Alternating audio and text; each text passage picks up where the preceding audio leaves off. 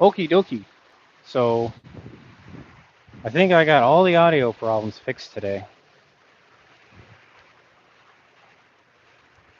Because I did one live stream yesterday when I pulled this engine out, and the audio dropped out 30 minutes in. I can't explain why I did that, but it did it. So I blamed the Wi-Fi here. I said maybe it was a Wi-Fi glitch because our internet has dropped out a couple of times. Then, and then I also discovered that my ear mic is also synced up with another device. So I thought maybe it just decided to sync over there. So I deleted that pairing. I did a stream this morning. That same thing. Like 20 minutes into the stream, mic drop. Can't explain it. And obviously, I need to get work done, and I do apologize that I cannot watch chat very closely. So I got a workaround. And I got a secondary device right now.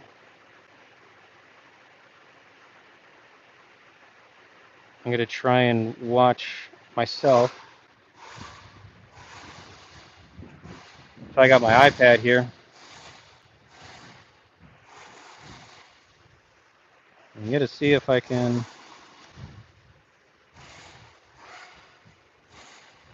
Want to let me see it? It won't even open it up. What the hell is going on? Is our internet failing?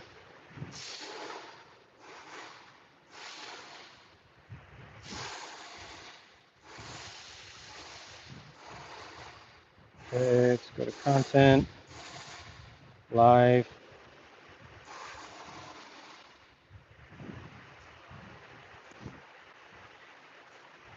Yeah, the friggin' app sucks. Okay, so it goes to that one. But we don't want that one. We want this one. Bring this one up, dummy.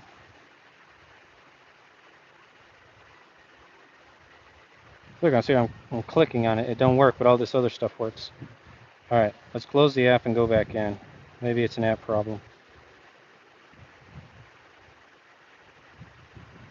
I'm just doing this so that I can see what you guys are saying if you're telling me my audio doesn't work. View channel.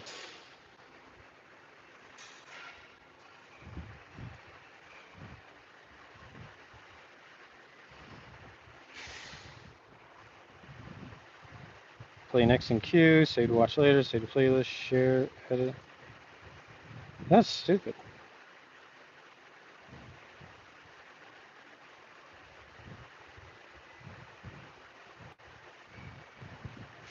All right, so I just went through the email. All right, so I'm going to be keeping this up on the toolbox. Hey, what's up, Juan? Yep, CDK did not make my mic.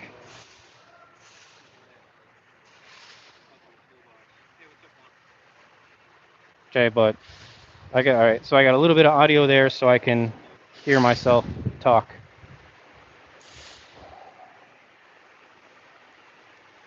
All right, so I already sealed up my transmission there. I got to put my torque converter back on.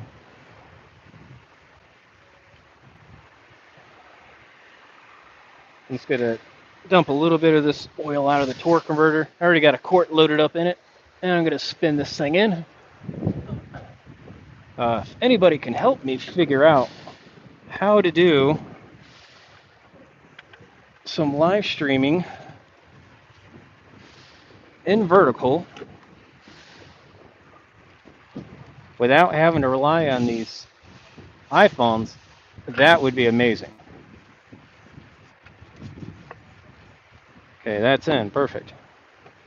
Because I'm really mad that I invested into a GoPro 12 And GoPro 12 will do live streaming fantastic and horizontal, but it's not doing vertical. And I'm only doing the vertical ones right now because YouTube is pushing that stupid hard, and they're literally saying, if you want us to promote your horizontal ones over the vertical lives, they want me to pay for it, like $100 a month. I'm like, I'm not that cool. I don't have $100 money. I just had to use that $100 to send Juan, that's you, a hammer, because you're cool and you want it.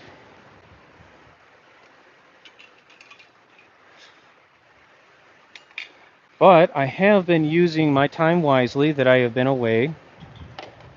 I did take a little break from the YouTube. Okay. I took that break because, man, I explained all this in the original engine pull, and you guys missed the whole explanation because obviously we had a mic drop, and that sucked. So I'm gonna go over it a lot. So what happened was, about 3 weeks ago, I go to Chicago. And I go to Chicago to go see our people over at Bosch. Bosch had invited me up to do some secret squirrel Prius stuff, and they have permitted me to show you everything, which is super duper cool. I do need to get that information out to you so I can brag about it. But basically, they had a Gen 2 Prius that they cut in half, and it still drives, by the way. It's cut in half, so you have full access to the hybrid battery, you have access to the inverters. We do a whole, they did a whole class on how to work on this Prius. It was really super cool. It's 3 days long. We learned a lot of really neat things. We worked with a lot of special tools, and I was really happy to go to it. And this is going to be one of those training classes where Bosch is bringing the class to your local area. So they'll be advertising it, and your shop can sign up, and they'll bring everything to your shop. All they ask is that you have a facility for them to host it.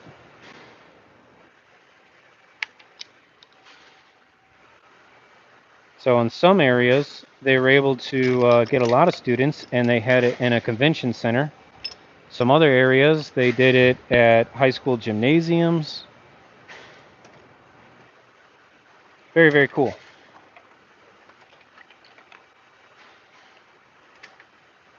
Now, so I was gone that whole week, and then when I came back to work that Saturday, one, I was dog-ass tired, and they informed me that CDK was out.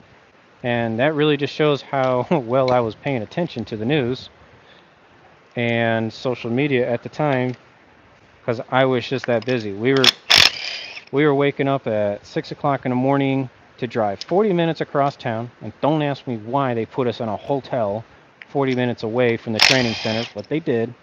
So they want to start class at 8. So we got to wake up at 6 so we can shit, shower, shave, eat our breakfast, and, well, I don't shave. Some of the guys do shave.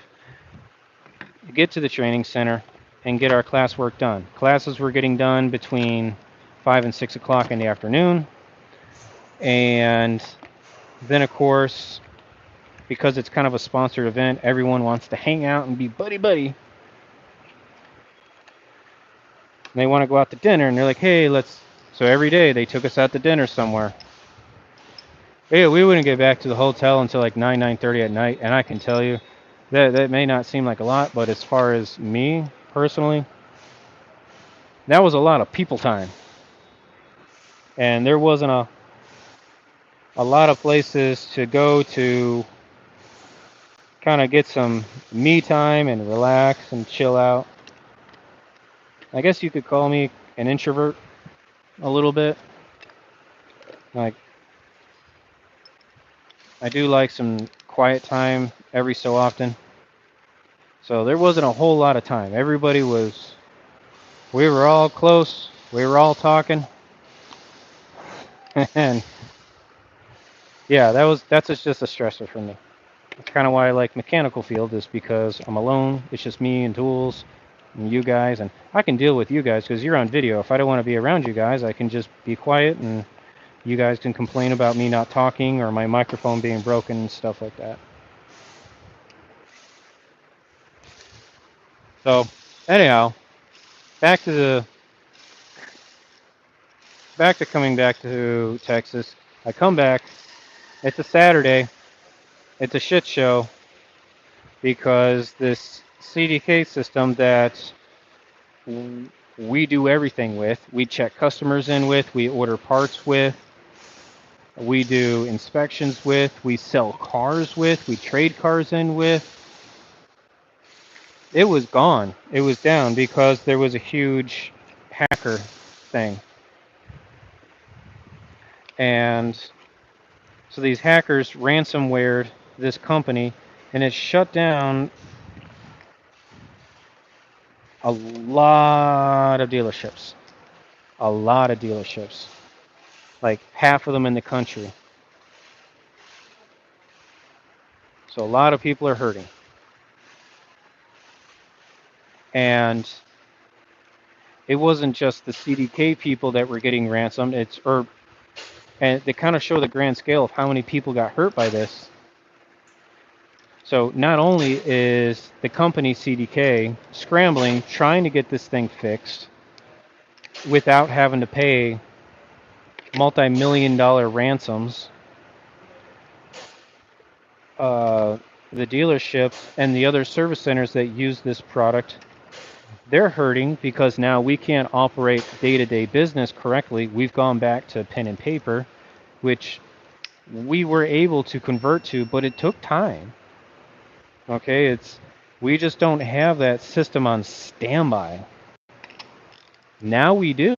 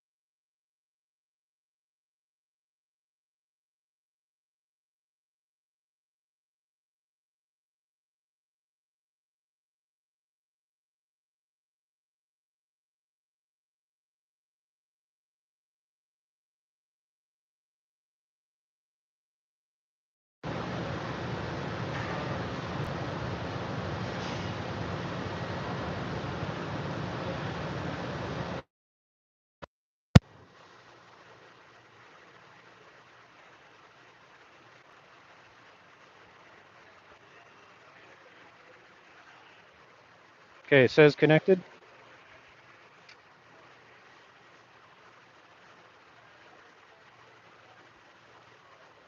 Okay.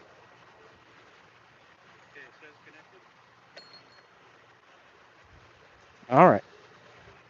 All right. So like, thanks again. So I got that monitor up and I heard myself stop talking. So, yeah, I made a big ranting analogy there. So again, like, that's how powerful this system was and how we used it. Just think of how you would live your life for 2 weeks with no cell phone and no internet. Okay. You can't use a. You can still have a PC. Okay, but you have no cell phone. So how do you call people? Well, now you got to get a phone. You got to get a landline. You got to buy a landline phone.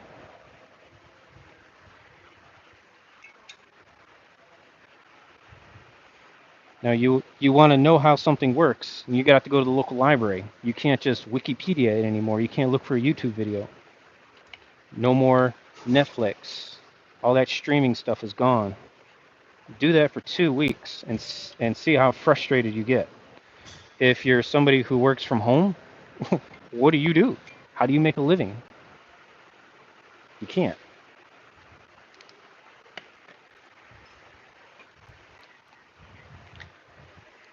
So a lot of frustration. So we're back up. We're back up, and the whole point of me telling that story was what I get to do with this YouTube channel at work.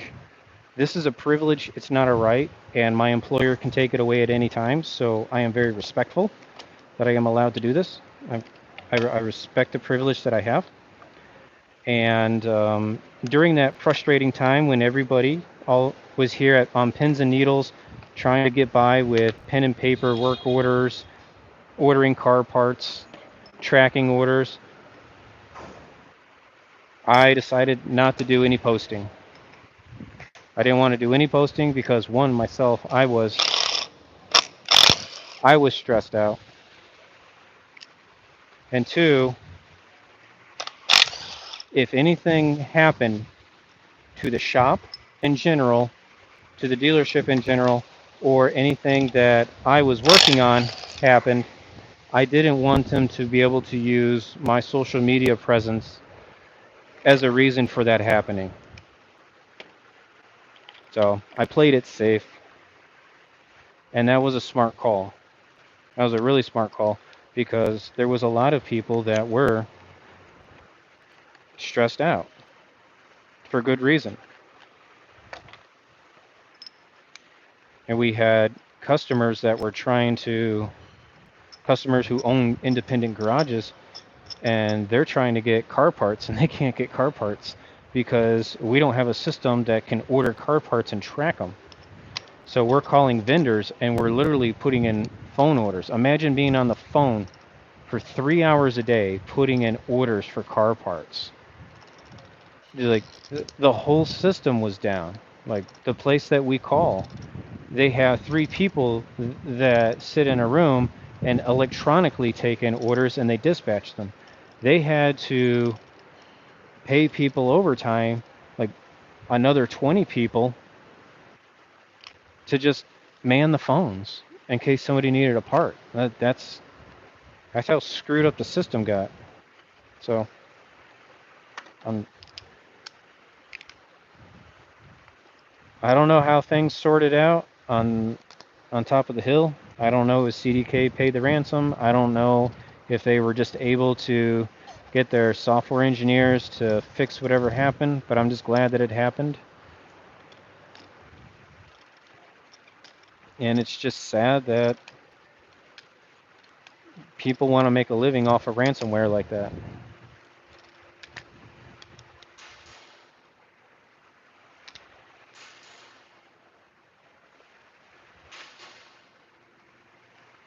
Now, I heard, I didn't really find any confirmed stories of where these hackers are living from, but there was suspicion of some locations. And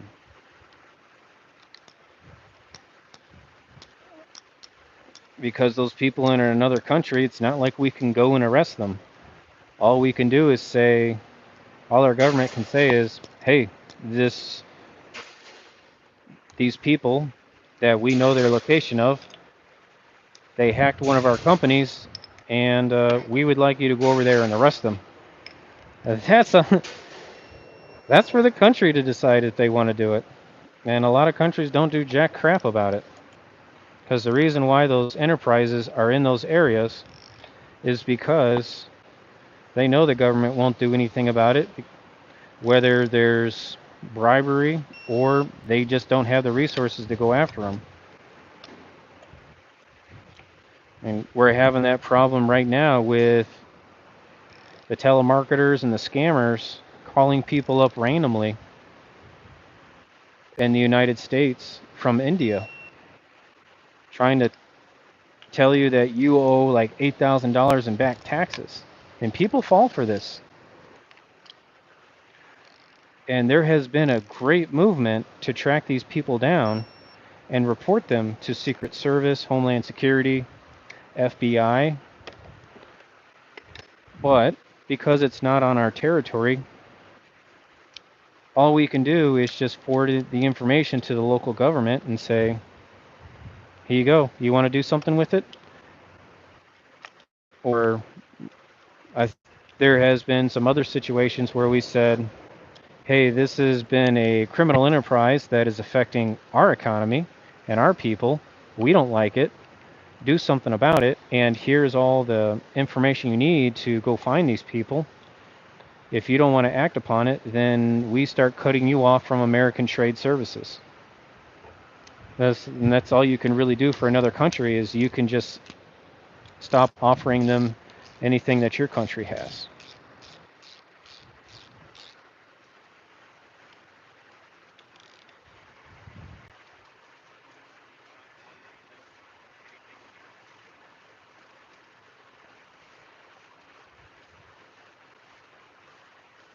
Oh man, no, who's saying audio dropped?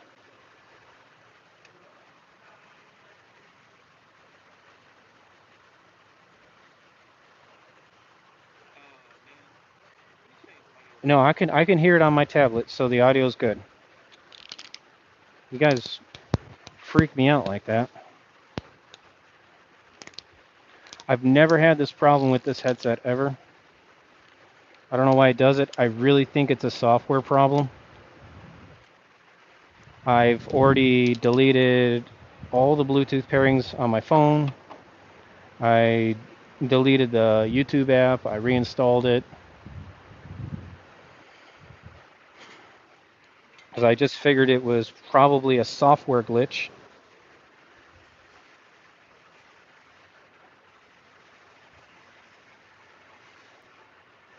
And with none of that being a problem, the only thing else that I could speculate is that maybe it has something to do with the Wi-Fi that I'm bouncing off of. Who knows?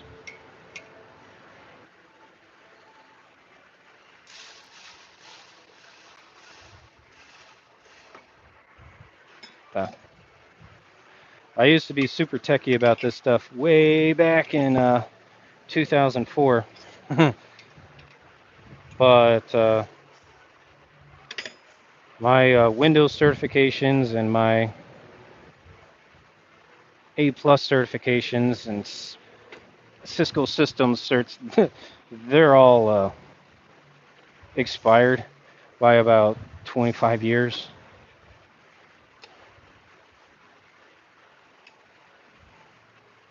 Guys, I was programming HTML, all right, for websites. We didn't have any kind of GUI creators. We didn't have Squarespace. All that stuff had to be hard coded.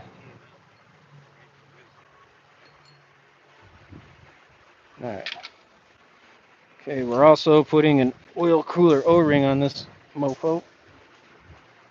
Try and get that in frame for you.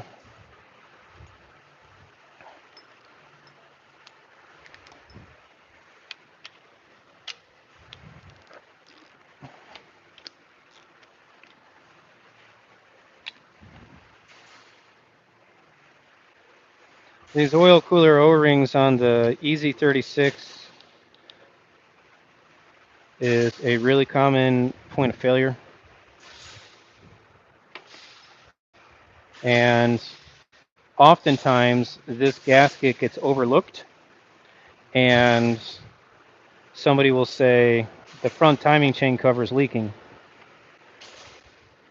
I would highly recommend that you clean the entire oil leak up,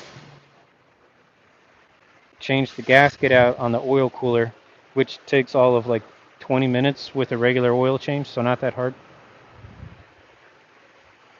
and reassess the situation. This is a $6 part.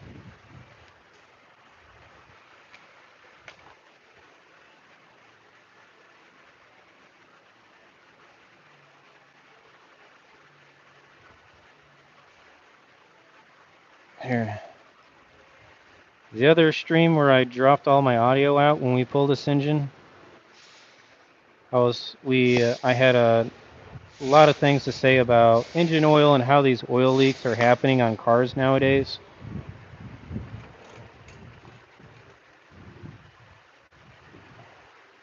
And I'm not going to pretend to be a petroleum engineer, okay? I'm not a petroleum engineer, but I have actually been attending classes taught by petroleum engineers that are hosted by General Motors to figure out what the hell's going on.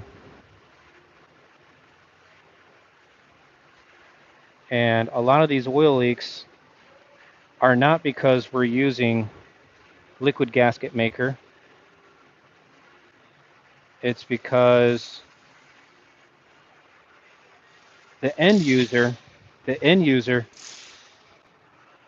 is not changing their oil correctly. And that might sound weird, but there's a lot of things that are not highlighted, okay, when you purchase a vehicle. Okay, you get a vehicle, you see on the sticker, oh, this thing's advertising oil changes every 6 months, 6,000 miles. There's some cars that have 10,000 mile oil changes. Okay, all that information, if you look at that information, you'll see an asterisk. And to paraphrase what that asterisk says, it says this shit's relative. Okay? It's relative to how you own and operate your vehicle. And in that statement, it further says you should read your owner's manual. You know that owner's manual that's in the cellophane plastic that never gets opened? It says you should read that, and you should read about your oil change interval. Because in that section, there's a lot of really, really good information about how often you should be changing your engine oil based on how you use your vehicle. So let's talk about trucks. So you're using your truck for what your truck was designed to be used for: hauling crap, pulling crap, doing a job. But it has a 6,000 mile oil change interval. Okay.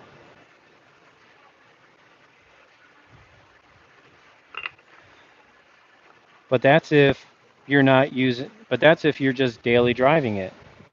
Now it'll say, oh, if you're actually hauling stuff around, you're putting a payload on this, you're towing things, you should reduce your oil change interval because your engine is working at a higher efficiency.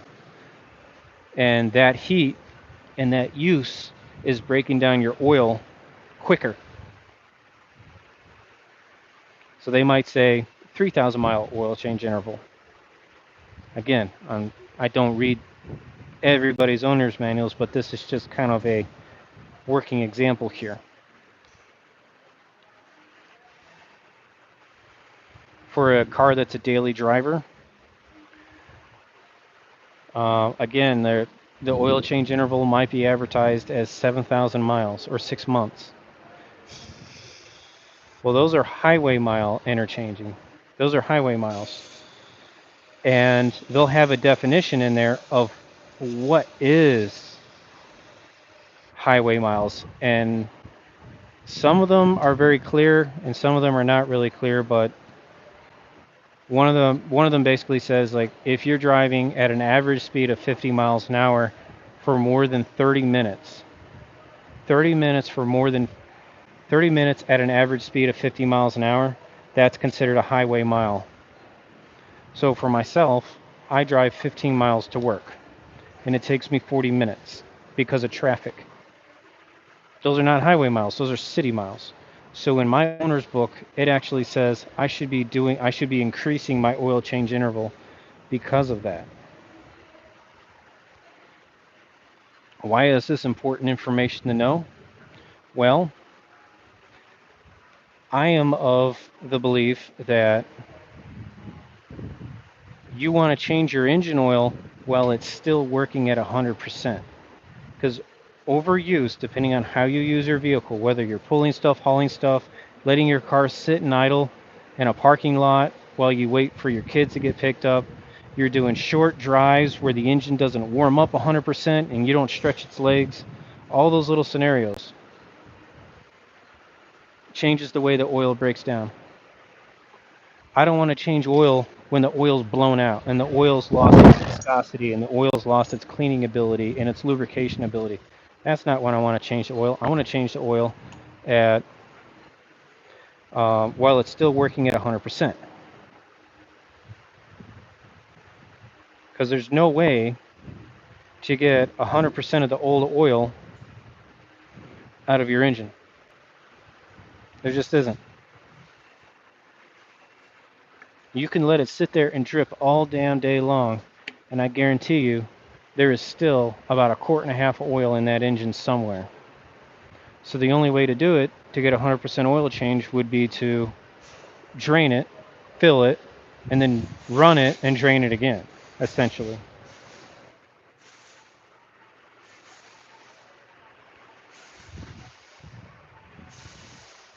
So if you want your engine to not be getting early oil leaks, you want your engine to last a long time, think about changing your engine oil a little bit early. Hi. Oh, the hubs.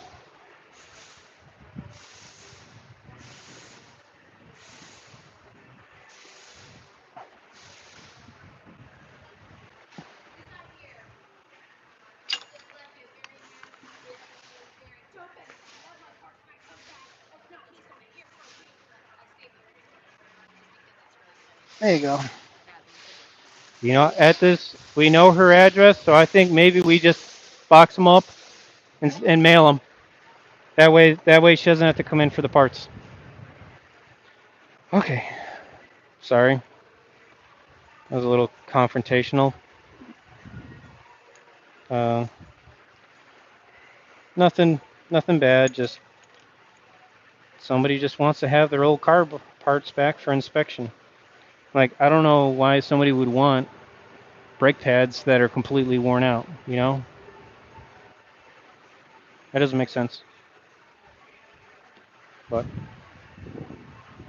I did save them. I just forgot to put them in the back of the car, so my bad.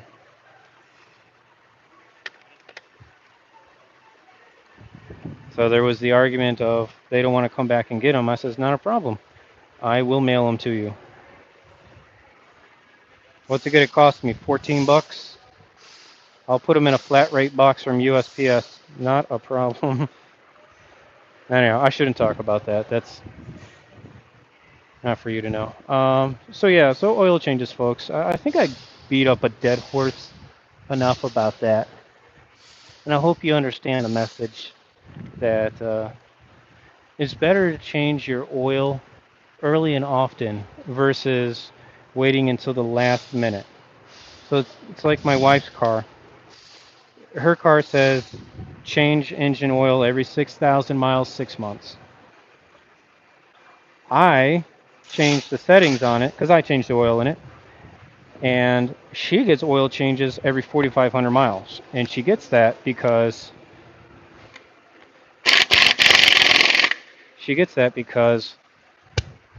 she does a lot of city driving. She does a lot of idle time because she works out of her vehicle. She doesn't get a lot of highway miles in it. and I want that engine to run a very long time. And I would rather buy an extra oil change every year than lose that engine. Does that make sense? Because think about it. Worst case scenario, car's got 100,000 miles, throws a rod. Throws a rod because of lack of lubrication or changing oil too late through its entire life. That's to get all new stuff with labor. That's $8,000. Yeah, maybe you could go find a junkyard engine, but now you're just taking a questionable scenario. You're taking a questionable engine with no records, and you're crossing your fingers that you get miles out of it. I have customers that have 2012 Outbacks with 300,000 miles on them, and they've only gone through one set of head gaskets, and head gaskets at 200,000 miles. Their cars are doing great, and because they follow my advice. If you guys are wondering what the hell I'm looking for, it's because I hung a serpentine belt up here for this car the other day, and I can't find it. I generally, oh, I found it. It's on my cart. I generally like to put these on the mirror of the car, but for some reason, I didn't put it on the mirror of the car. I throw them on the mirrors. So, sorry if this isn't clear and concise for you. I'm kind of sorry. Um, you can do what you want with your vehicle, and you can read about all the information you want on public threads and Facebook. And hey, to each their own. It's your vehicle. Do what you want. So I'm just offering you my advice from all the vehicles that I have been repairing, and how people have taken my advice and they've been very grateful for it. Now, if you do want to put some science behind it, there is a company called Blackstone Labs. Very nice company. They're not a ripoff. They've been around for like 20 years now that I know of. I've used them for 20 years. I don't know when they originally got founded. But you go to their website, blackstonelabs.com. They will send you a vial in the mail for free. It's a little plastic container, and you take an oil sample out of your vehicle when you go to change your engine oil, of course. So on engine oil change day, you get this vial. You fill it up with about 4 ounces of oil. You pay your dues, which is $35, and they give you an engine oil analysis.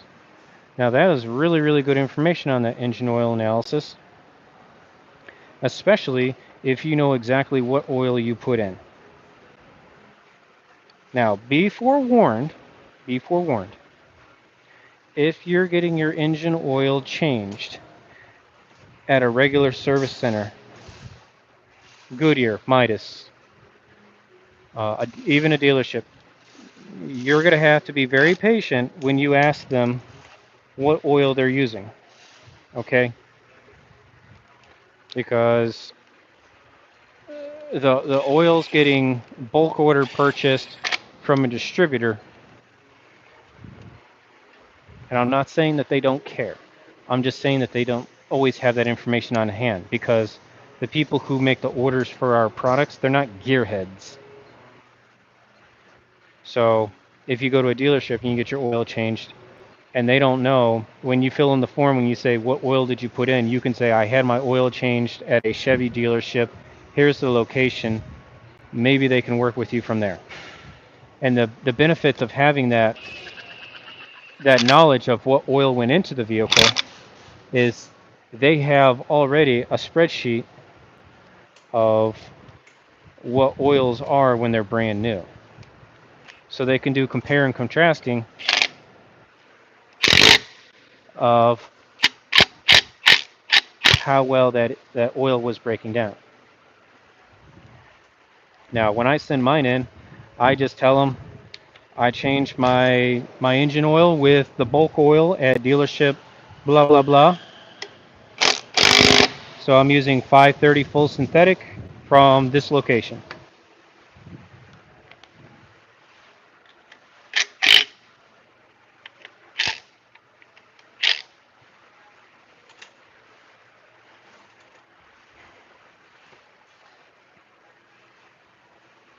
because it's sometimes it's hard to find out what's getting shipped here. It's high quality stuff. That's all I can say. But when they order it, they just go to a website that's sponsored by the manufacturer, and they say click and order oil. So it just says Subaru oil on the barrel, but I don't know if it's castor oil, Valvoline. You know what I'm saying?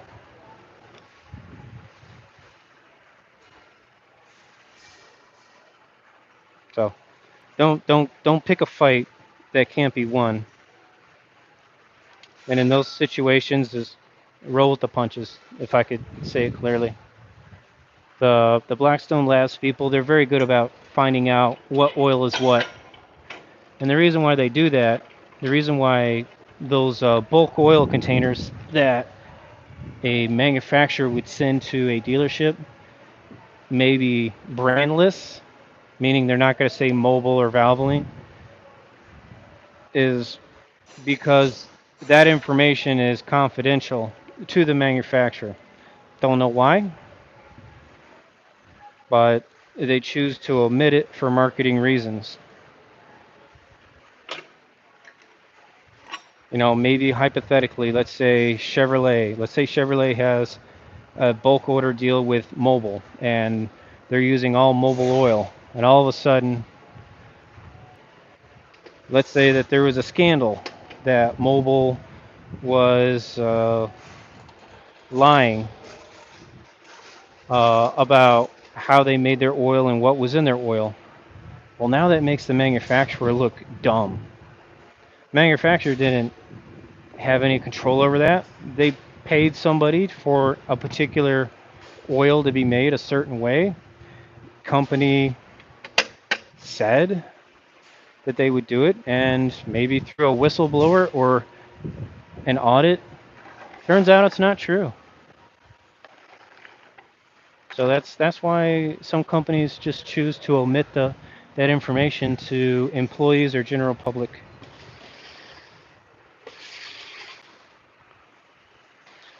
I mean, I've honestly tried to find out through my own personal contacts at my local locations, like who makes our transmission fluid, who makes our ATF fluid, who makes our engine oils, and I'm told that's information I don't need to know. And they're not being dicks; they're just politely saying that's confidential information. As long as it says Subaru on the bottle, that's all you need to know. And okay.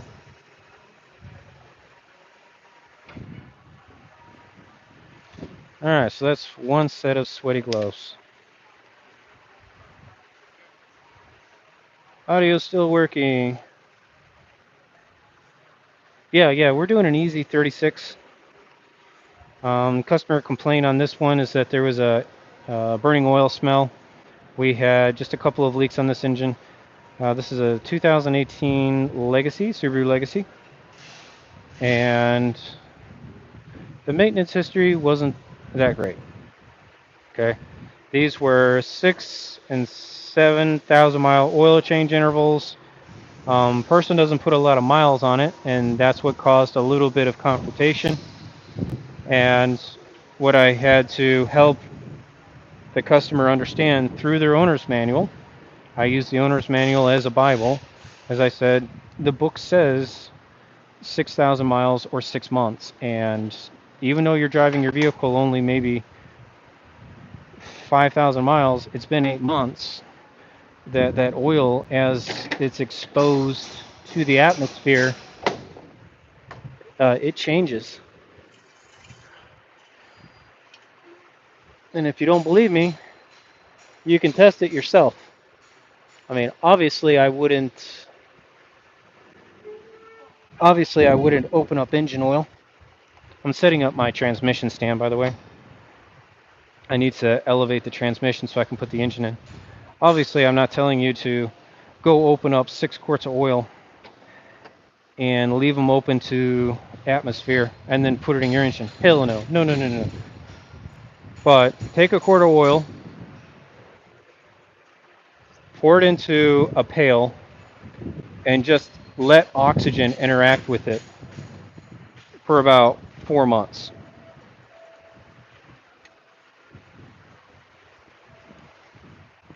Didn't send it into Blackstone. It'll change. It'll have a different spectrum on it.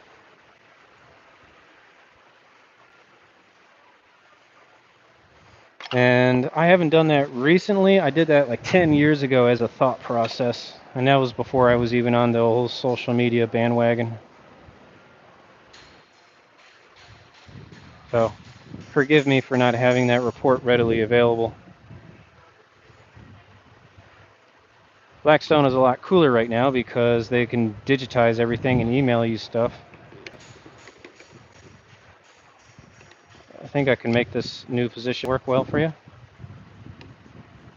Yeah? Yeah. We're going to put an engine in.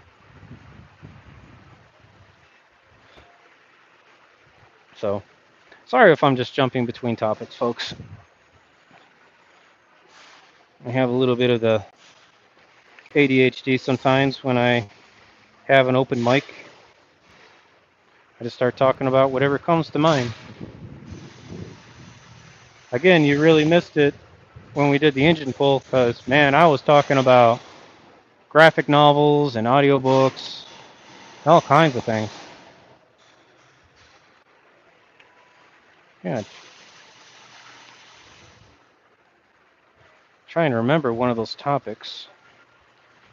What was my main focus?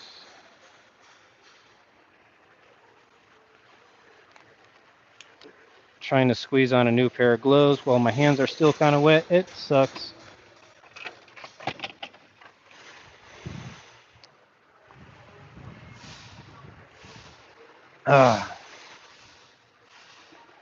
Let's see here.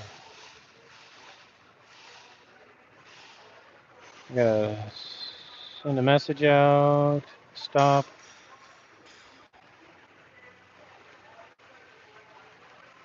Okay, we're done. All right, cool. Not done with the stream. We're just done with that work that I was doing.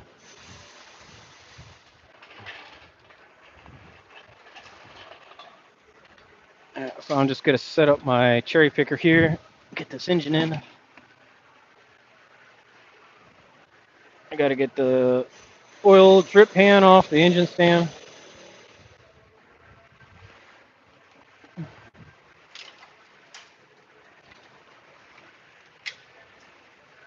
Thinking about how hungry I'm getting. I've been dieting my fat ass, so I've been slowly running a slight calorie deficit. Not starving myself, but realizing that I drink a lot of liquid calories, if you know what I mean. And eating a daily diet of McDonald's breakfast sandwiches and McDonald's cheeseburgers for the last year has not been healthy.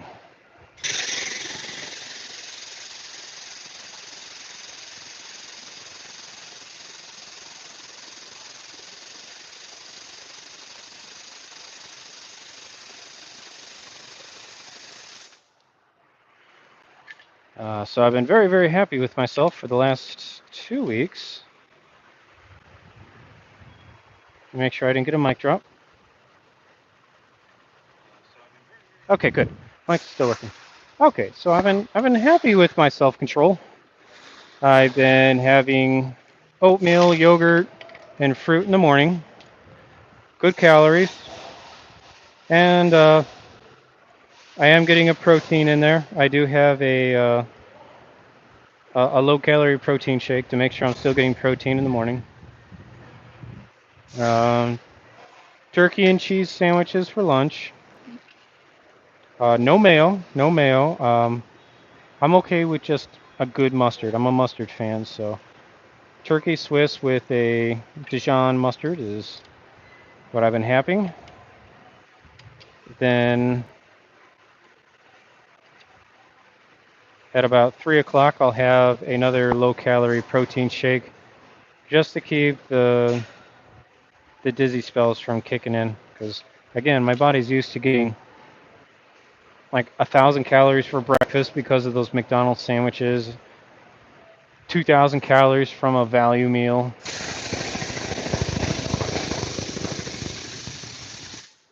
So, believe it or not, it's really, really, really hard. It'll make noise. It's really hard to maintain a 2,000 calorie diet.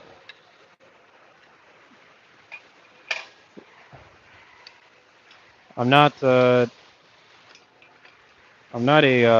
soda drinker, but I am a beer drinker. So laying off the alcohol is tricky because I do enjoy my 2 beers at the end of the day.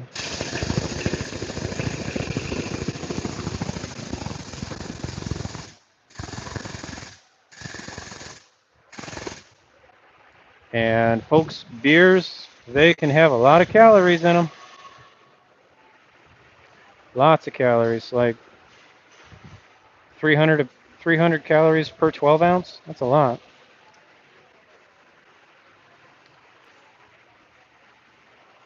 Yeah, I know there's light beers out there that are doing like 100 calories a can, but you know, those light beers, they don't always use the best sugars in them. And that's where you get the beer poops.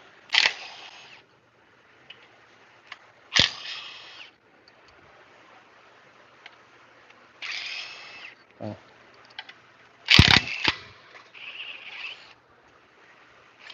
So I'm okay with just not being a big drinker. It's an expensive hobby. I don't need to have the alcohol.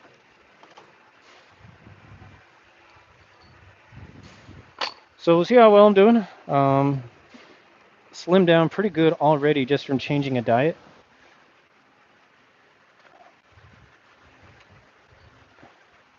I have gone from a 38 waist to a 36, and now I'm wearing 34 work pants.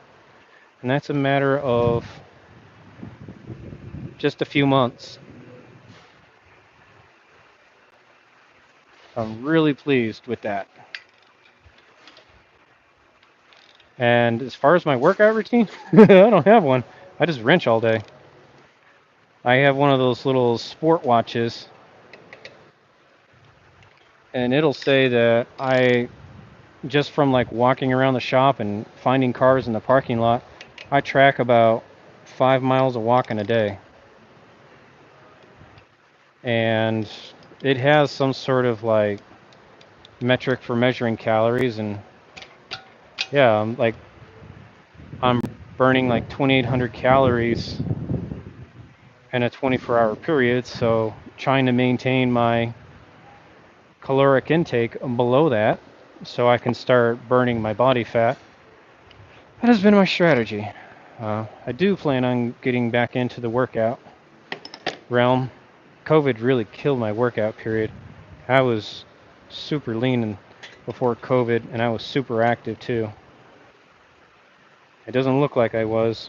Sounds like some bad high school flashback story, but I was 180 pounds, working out like crazy. I was a rock climber. COVID hit, everything shut down, and I put on like 40 pounds fast.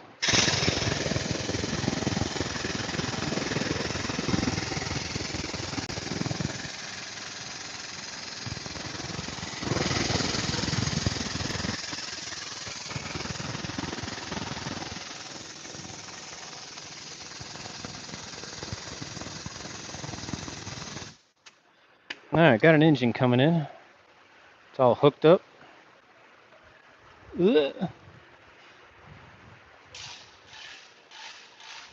I got some exciting new additions coming to the channel for our members.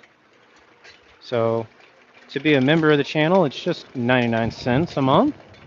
Gets you into a rewards program where we auction off tools during the live stream. But that wasn't enough. I'm a big proponent of education, automotive education. And while I cannot always put together a good class for y'all, that relates to what you want to work on, I did find an online schoolhouse, and I was able to register my channel with them. And now, if you're a paid member, I can enlist you into that school, and I can send you to classes. So that'll be the new addition to the channel, is I'm going to be sending you viewers to real automotive school. And there's some exciting new stuff coming up. Like one of the classes is going to be a 4-day class online about Duramaxes, diesels. So there's going to be a 4-day Power Stroke and or a 4-day Duramax. I know a lot of you are really excited to learn about diesel, because I'm not a big diesel head. I know some things about diesel. I mean, I passed my A9, but that doesn't say a lot. It just means I know enough not to bid on diesel work. Because I don't have diesel tools, I don't have diesel patience, and I don't have a diesel stall. They tried to bring a diesel in here once for me to work on, and we spent about 40 minutes just getting it in the shop. Because, I mean, the truck's so dang long, and we're a compact car dealership. So they're trying to bring that thing in here, and they want engine work done. And then once they squirreled it all done and they told me what was going on, I looked at it and I says, well, this is how much it's going to cost to fix it. And by the way, once I start working on it, I'm not doing anything else for the next 3 days. And I'm not pulling this thing apart until I put hands on every single part that I need. Because I was like, this requires a cab lift. So that means my stall will be shut down. Now in this shop, if we pull an engine, you know, we can just push the car out. But when we talk about cab lift, that stall is shut down because the stall is holding the cab of the vehicle up. And then once they got the bill, they were like, oh, hell no, we don't want to fix this thing. I'm like, yeah, that's why it probably got traded in. Because it was going to be like a $10,000 bill.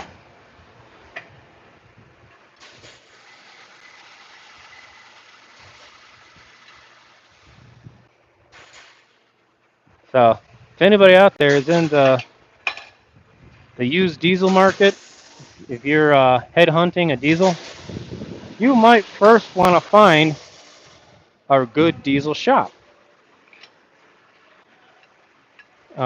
Because when you do find that diesel that has a good deal, you should prepare to spend about $300 to have a professional diesel shop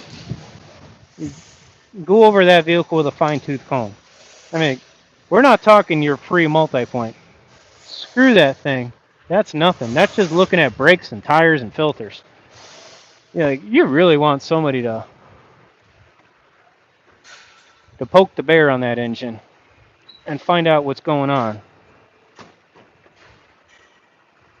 Because I tell you, there's if it's one thing I know about used diesels, somebody got out of it for a reason. That's plain and simple. Somebody got out of it for a reason. And you need to take that advice with just a little bit of grain of salt. Okay, don't be offended when I say it. But just understand what it means. And that's the same message that I pass along to people who like buying used sports cars, like performance vehicles. If you buy let's use my brand for example, STIs. You buy a used STI and it's got 40,000 miles on it, and the biggest advertisement on that vehicle is low miles and still has powertrain, I would still get it inspected thoroughly. Because what do people do with STIs?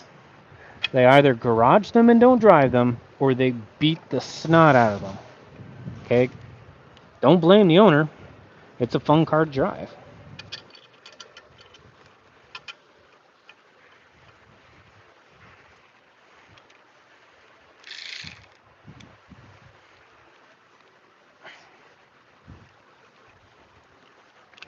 go. Let me run this in with my ratchet. Come on. There we go.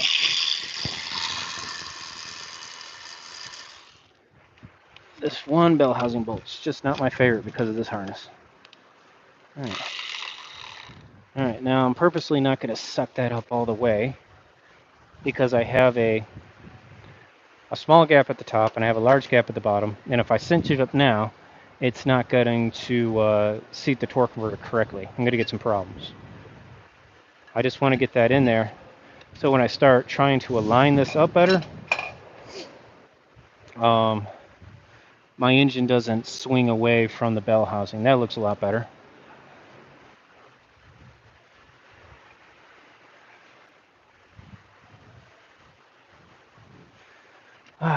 That's...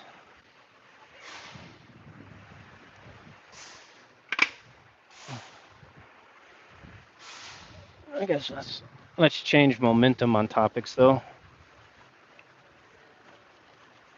I can talk about a lot of things. Yeah, all right. Oh, wow, you know what? This was the one thing that I had a blast talking about, but unfortunately, I had a mic drop out, and you guys missed the whole thing. It was like totally off the cuff life story. And I was talking about my ability to learn. So, all my way through school. Okay, I can't think about talking and then line this up at the same time. I don't know why. Yeah. Really, Sonny?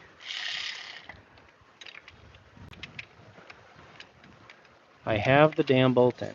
Why is it?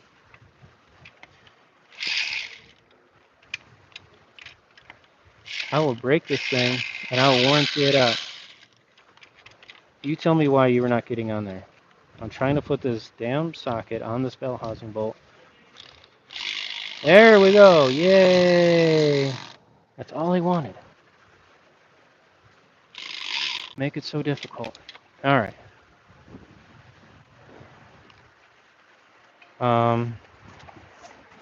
So yeah. Sorry for that little bit of frustration there.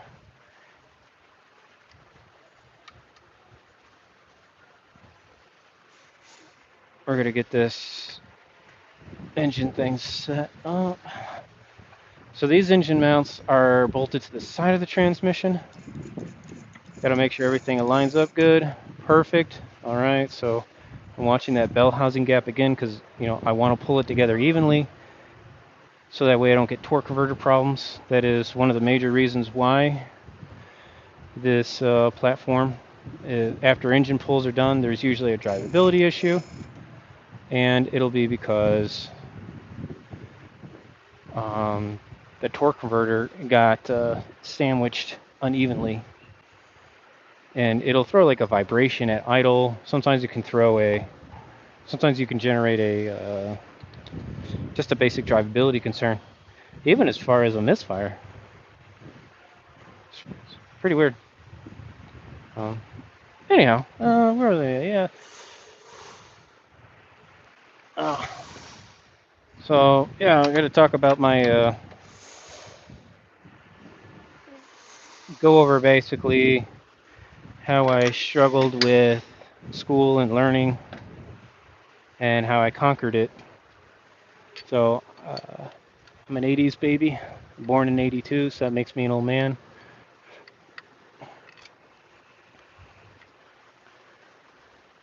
And all through school, I always struggled a little bit, sometimes a lot.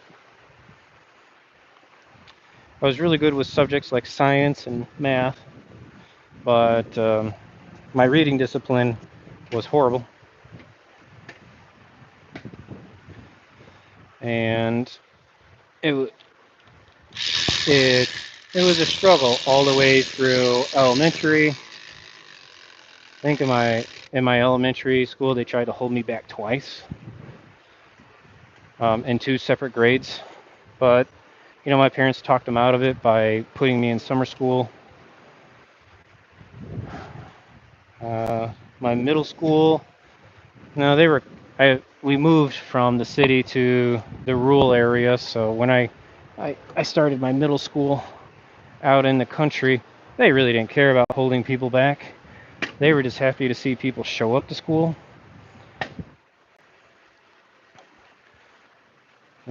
Because my freshman year of high school, we started out with a student body, I kid you not, of 250 people. Our graduating class was like 40 people.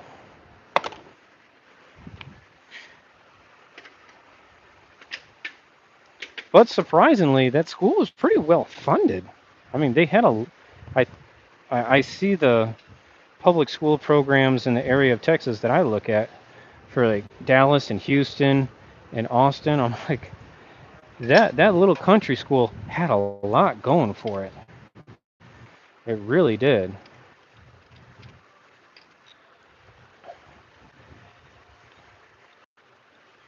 But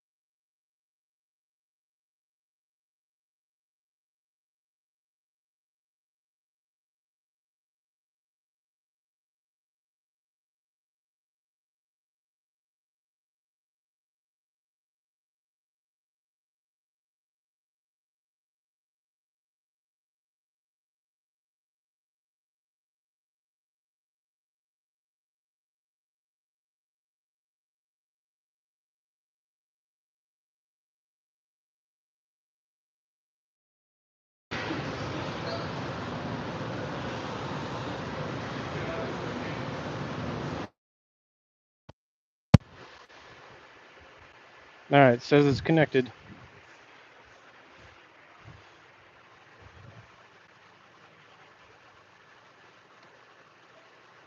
All right, I heard it come back through. All right, there we go.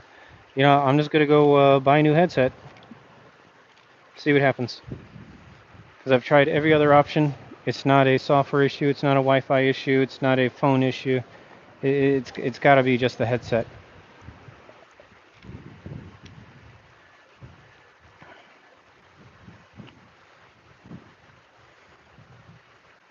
So I got like a good hour out of that before it disconnected, and I know it's got to be a headset issue because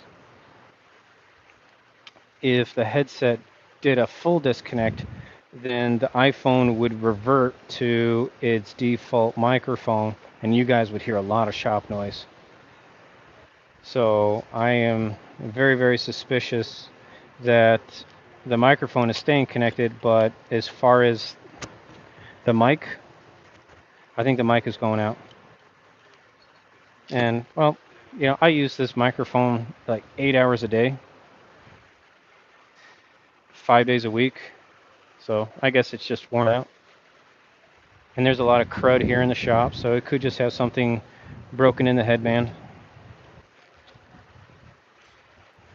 Okay, I'm a little bit irritated why my box of parts doesn't have ACO rings in it.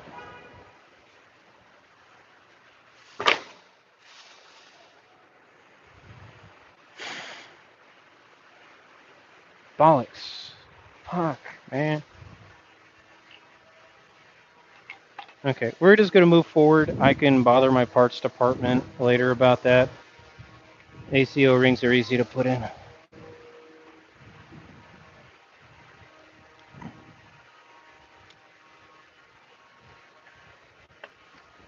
I can still get all the basic essentials done today, because this car still needs a ton of work. After this, I got a top engine cleaner to run. I got a throttle body service to run. I got front and rear brakes to do. I have an alignment to do. This car is going to make up about half my hours for the week.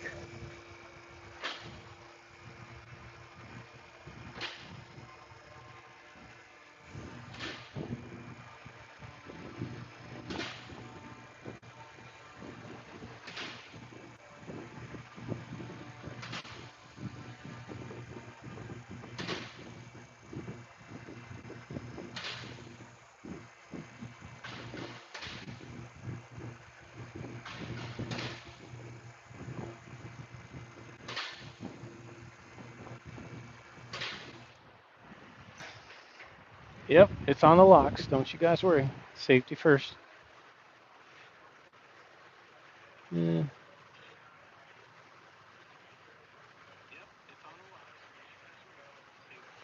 Kyle's asking if I leave the stream and come back. No, man. Guys, I really think it's got to be a mic issue because um, I went through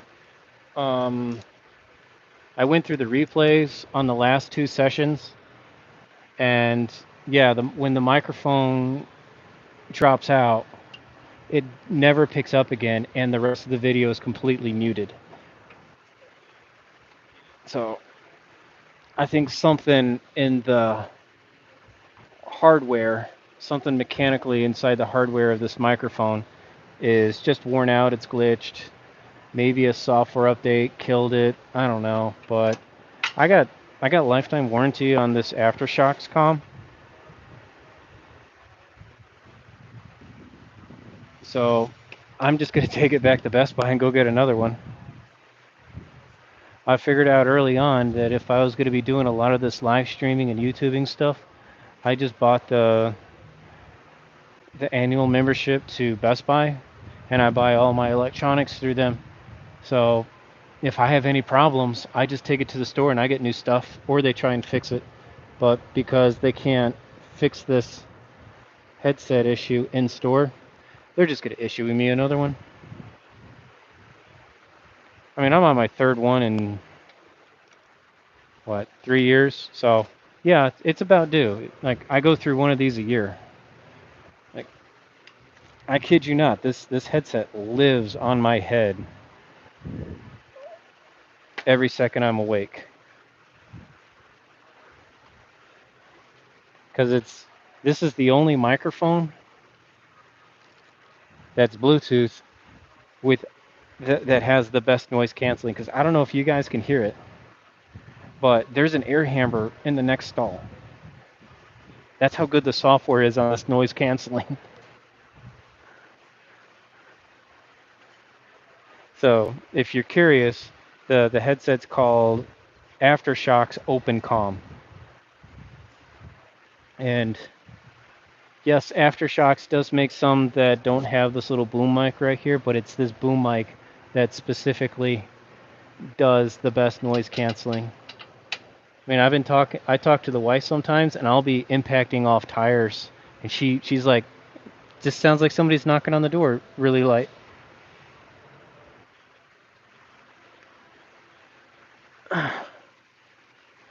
So I love using this thing for all my recordings. I've tried the I've tried the other stuff like the Hollywood mics and the Rode mics. They work, but you know they because they clip onto my shirt. You know they always get knocked off and they're expensive. This this OpenCom, it's on my head all day. And again, when I talk about my channel and doing things at work like this, I always say it's a privilege. It's not a right. So I don't like to have a big, flashy setup that would lead my leadership, my management to say, is this guy really working or is he taking advantage of the stall that I gave him to make YouTube videos? No, I'm working my butt off. So this this Aftershok's OpenCom mic really does keep everything discreet. And a lot of times I'm talking to advisors on it too.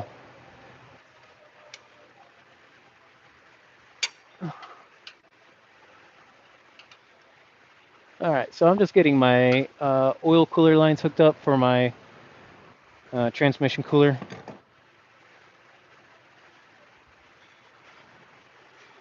I got my radiator centered into the under support bracket, plugging in my fans.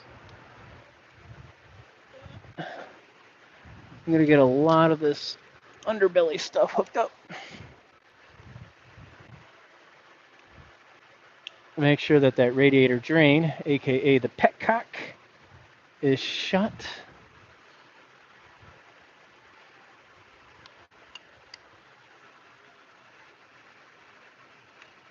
All right.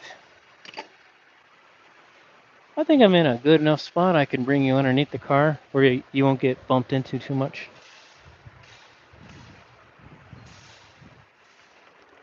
Because I'm going to have to get the rest of the bell housing bolts put in, the exhaust put on, some more electrical stuff hooked up.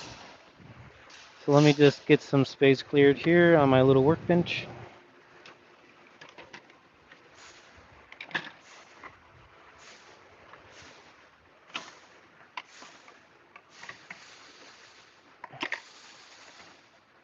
Yeah, that's good enough.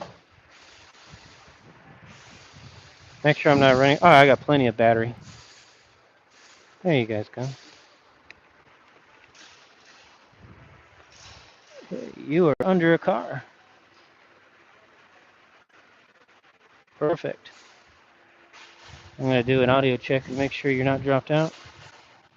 Okay, microphone's still working. Perfect. Okie dokie.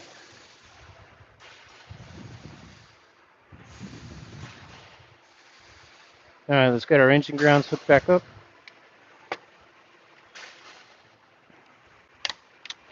Oh yeah, so the topic that I keep losing track of that I'm talking about.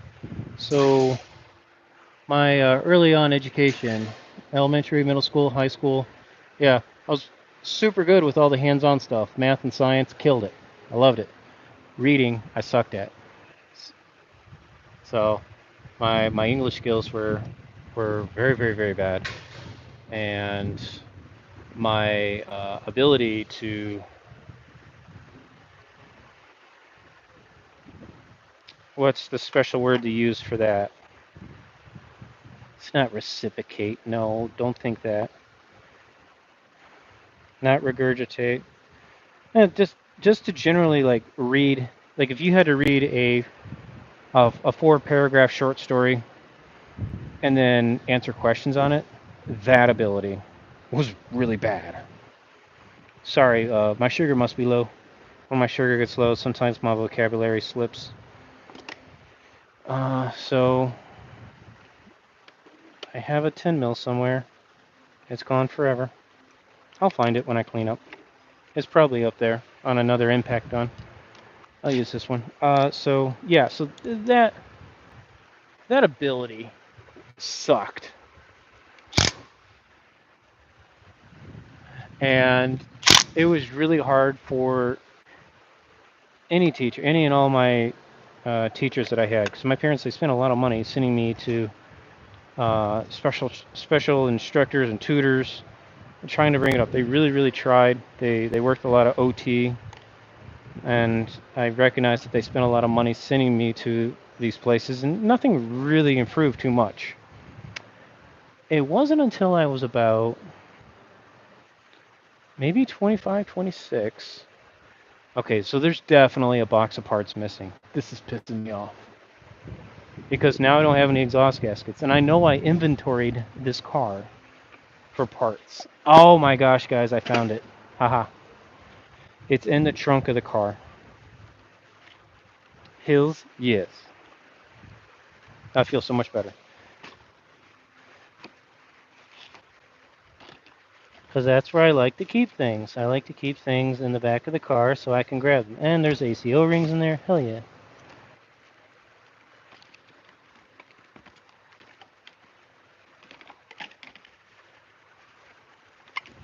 Motherfucker, there's no exhaust manifold gaskets in there. Did the mic drop again? No, it didn't.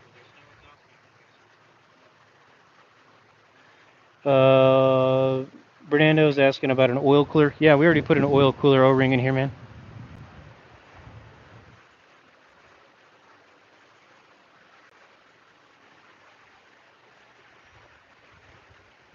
I'm going to need... Alright, I'm just going to put the headset down for a minute, and I'm just going to go bug my parts department right now.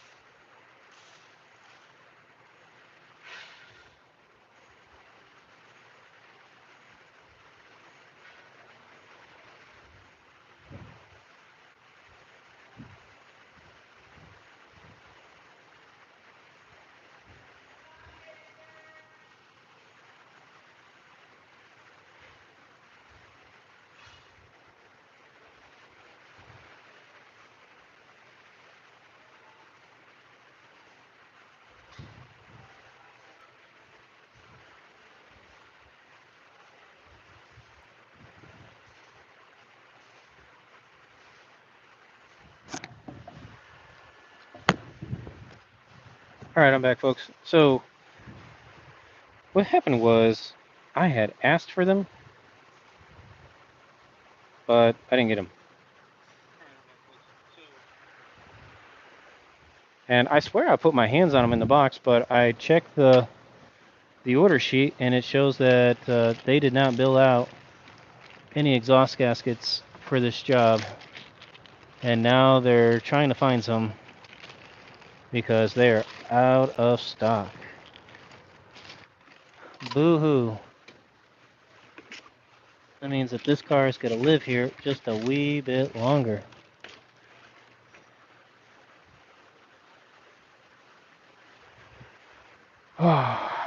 Well, I'm partially to blame because I swear I saw them in the box. But the fact that they're not on the bill out list means they still owe me a set of exhaust gaskets. So this car's not getting an exhaust system put on today. That's great. I can work around it. Like I said, there's still a lot of stuff that has to be done to this car.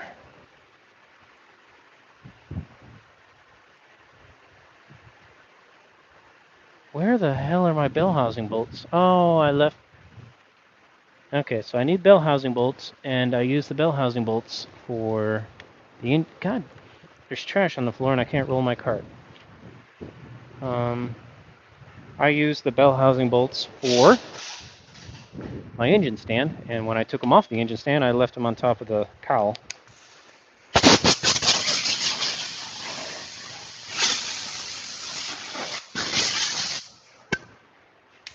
Bloody hell.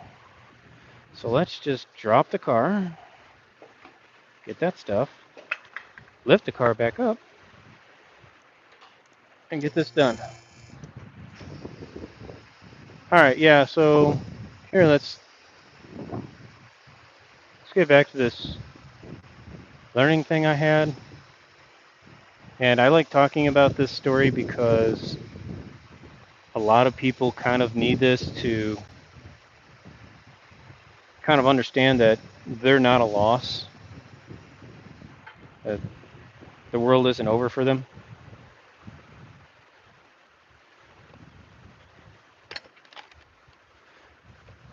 So basically, yeah, elementary, middle school, high school, just really suffered with trying to get my English skills down, my reading comprehension. That's what I was looking for. My comprehension skills was really bad. So all the exercises where they would have me read something and then answer basic questions about it, I sucked at those. But math and science, I was killing it. Anything hands-on, I was killing it. So people were just like, "Oh, Joe's just one of those hands-on learners, and he's going to be a day laborer the rest of his life." Wrong. No, that's all wrong. So fast forward 25, 26 years from my high school graduation. No, not 25. When I was 25 or 26 years old. So, bleh. I met my wife. I started dating my wife, and well, she thought like all my little Rickyisms were kind of funny. At first, she thought it was just me using silly words in place of real words, until later on she goes, "Your dumbass don't know how to read." And I says, "No, I can read." Like, nice pointing at signs. I'm like, "I can follow directions." She's like, "No, like, you can't read." And my wife is one of those gifted people. I am so jealous of her gift. But in turn, she could be jealous of my gifts. But I swear, that girl, she can read like nobody else's business. And I don't understand how she does it. That girl has 5 books going at any given time that she is reading. She's got one on the nightstand, one on the kitchen table, one on the end table of the couch, one on her phone she's reading with the Kindle app, one on the toilet, and one on the bathtub. And just depending on where she's sitting, she'll be reading those books. I don't understand how she can keep track of that all, but that is just her friggin' gift. And you can ask her about anything in any one of those books, and she can recite it. And she reads those books stupid fast. But she'll say that's just how she was growing up.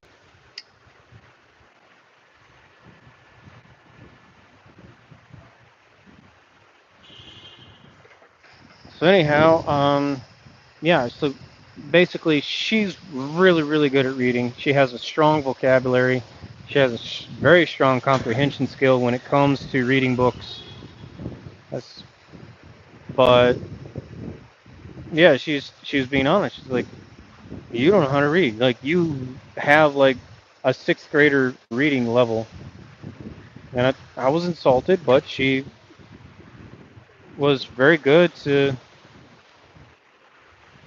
help me understand what she was talking about. 'Cause she wasn't putting me down.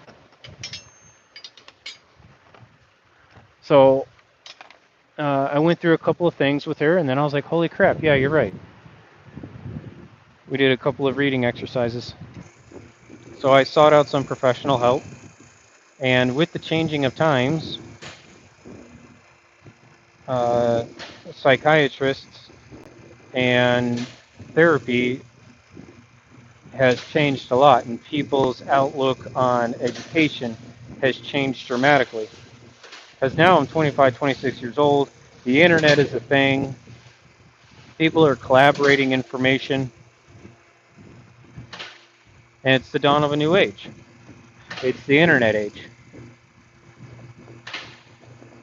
God, this lift is loud.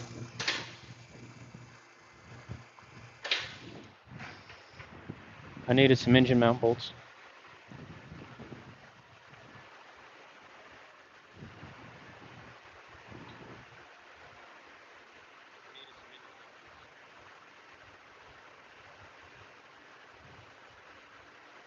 There you go. Yeah, well, okay, so some of you have already called it out in chat.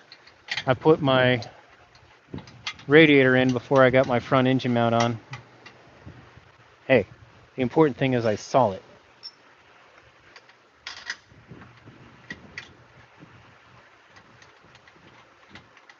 So anyhow, let's go back to my little story I'm sharing here. All right, so I start getting some help, and I go to an education therapist, and I'm just pretty much just getting a baseline evaluation, like what's going on. So we spend about an hour, hour and a half just doing these exercises to get a baseline of where I'm at. And she concurs. She says, yep, you definitely have a different outlook on how you see things and read things. And I want to point out what I just said there. I said a different outlook. I didn't say disability. And that was what she wanted to also infer. What I had was not a disability. What I had was a different way of consuming information. Okay, I was much more visually aware. Okay, my visual acuity was super heightened. Most likely because I was very attracted to video games, so I had a strong ability to learn things through hand-eye coordination. She explained it very beautifully. She said this is why a lot of people get attracted to video games, is because our ability to interact with something, to use our hands, interact with an environment, learn something, it stimulates a different area of the brain, and we memorize things better. But when we have to start using other ways of learning, like reading a book, not so good. Okay. And what she was really quick to point out is she said that I had never really truly learned the alphabet. I had never really learned my English skills of like nouns and verbs, adjectives. Okay. So when I'm reading, she said that my language skill, she says, you're not seeing the word for what it is. You don't see the consonants. You don't recognize that it's a verb or a noun or an adjective. He says, you have literally taken up space in your memory to memorize the shape of the word, the outline of the word. You're not sounding out words. And this was something that was blowing my mind, because we're doing these word exercises, and she's pointing out, she's saying she's like, we just went through some exercises where I asked you to sound out the words, to tell me how many syllables are in a word. She's just like, you're failing all of that. But when I point to words on a chart, like, she said that my reaction time to seeing a word was different, because she had altered the word that I was reading. Like, one of the words was beautiful. So she had the word beautiful written in cursive. She had it written in all caps, small caps, different types of fonts, different types of font sizes. And she was, as I was reading similar things, okay, there was keywords in all these different paragraphs that I was reading, and the whole test was set up for this identification, this word reaction.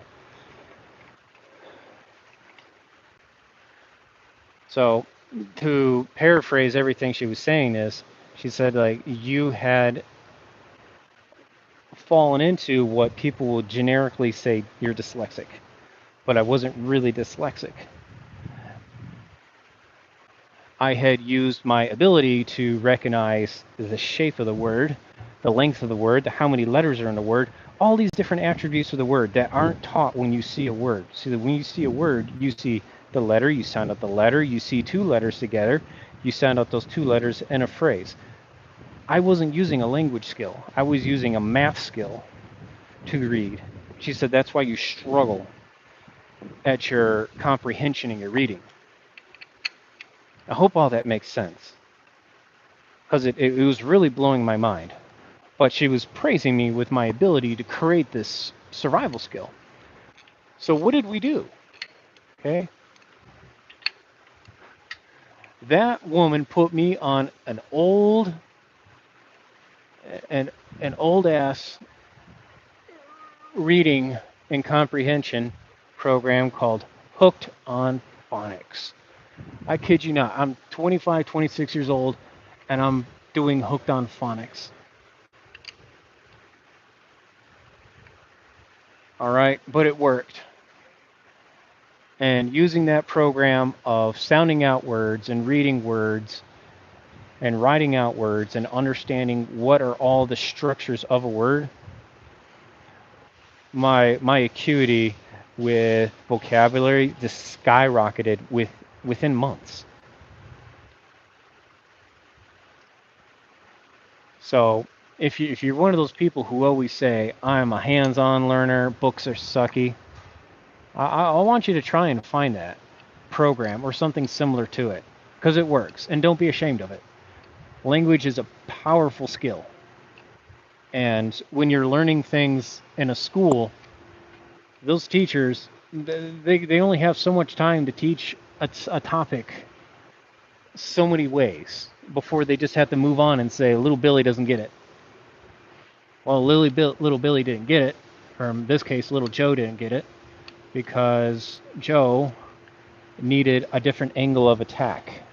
Joe needed an engineering breakdown of how human vocabulary works. And that's always been one of my needs when I'm reading something. and when I'm trying to learn something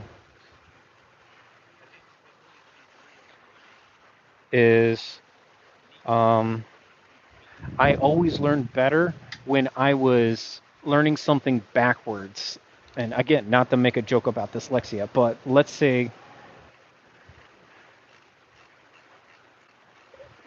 like we're going to program something. We're going to program a cash register app. All right. Is that a good analogy? Yeah. Let's say I'm going to teach you C++, and we're going to program a basic app for your phone that does addition, multiplication, whatever. Well, when you go to a traditional programming class, which I've been to, they like to train you non-related exercises. So they'll say, in today's thing, you're going to do this loop statement, and you're going to program it, and you're going to make it do this one thing. And then they're going to train you another thing that is not related to the other thing as far as a grand topic. Okay, as far as a grand topic goes. But they're training up these other things. What worked better for me was, because I failed programming in C+ twice in college. It wasn't until I picked up a self-help book written by another programmer, and he said, hey, we're going to program this game. So he says, and in this game, you're going to see all these things. And by the way, here's the final edition of the game up front. Go play it and see what we're getting about the program. And every topic that we were learning about programming for that situation, he would say, this is the part of the game that we're going to program. And you can see how changing these attributes or not putting in these right and if or statements correctly in the right order can cause these problems. And I went, oh, now it makes sense, because you see what my brain wanted. My brain wanted a purpose. It wanted to know what is the grand outcome for what I am doing. And once I knew what that grand outcome was, I could focus on what we needed to do.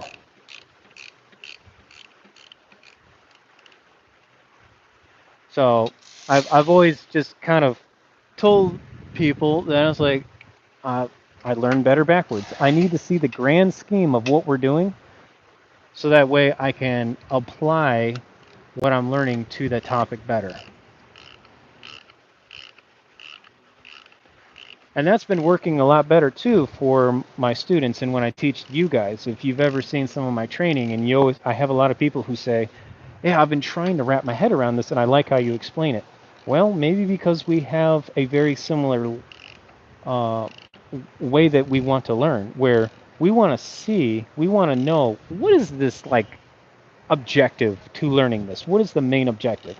Don't give me all this BS theory and operation. Just let me know what we're getting to, and now I'll get it. So when I teach automotive diagnostics, and I'm doing case studies where I'm walking you through how I solved a problem, I'll right out the gate say, hey, this is a 3-liter EcoBoost engine, and we had a intermittent misfire, and it's because we had a worn out lobe on a camshaft. Now I'm going to tell you everything that I did that got me to that point, and I'm additionally going to tell you every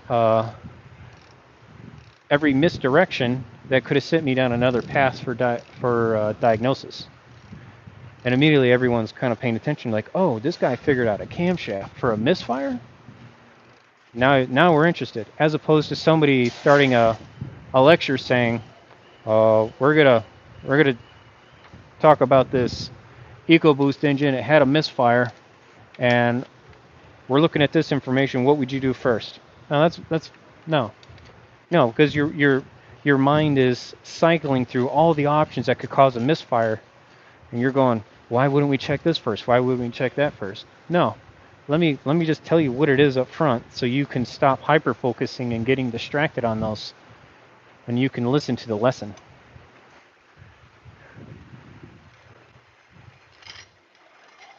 because case studies need to be not just explaining what things are, not just going through the motions of diagnostics and scanning for codes. They need to be a story. You got to keep your people interested.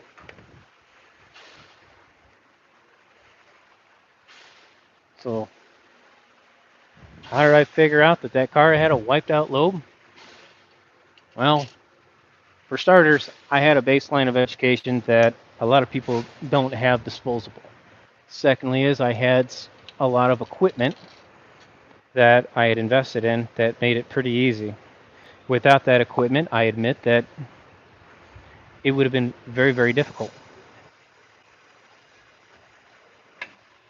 So what did I do? So the car was having intermittent problems, and it was throwing P0300s, and it was throwing bank 1 cylinder 2 misfires. Okay, so right out the gate I explain, okay, so you got a single cylinder misfire, and we have an everything misfire. When you're looking at everything misfires, you have to ask yourself what one component on an engine can influence all cylinder banks. Okay? And you write those down.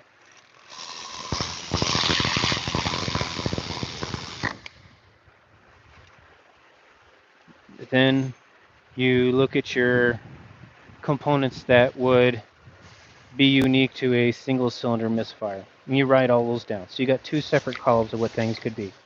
So P0300, for example, a component that could give you some grief. Let's a mass airflow sensor.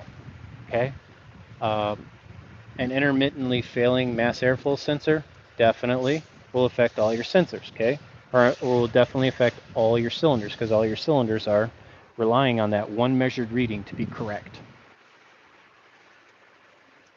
Your manifold pressure sensor, same thing. All your cylinders are relying on that. A fuel pump delivers fuel to all your fuel injectors. You see where I'm going with it?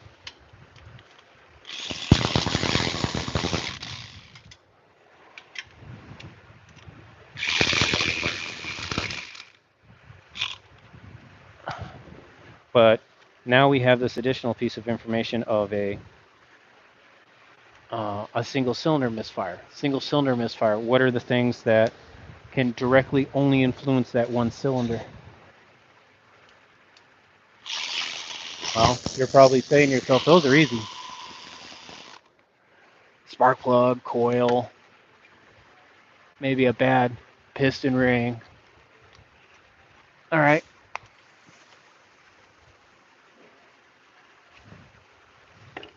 Now ask yourself, could a single cylinder misfire cause a random misfire?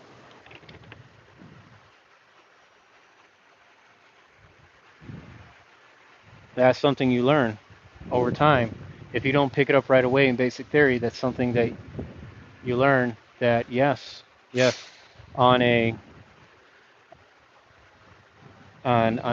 setups like V-style engines and horizontally opposed engines, yes, a single cylinder misfire can induce a P0300 multi-cylinder misfire because of the power balance that ensues with it.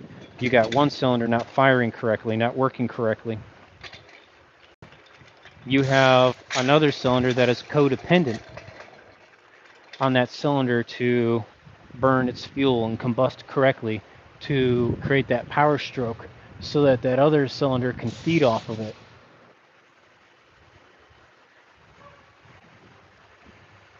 So what did I do in my diagnostics? I started focusing on that single cylinder misfire.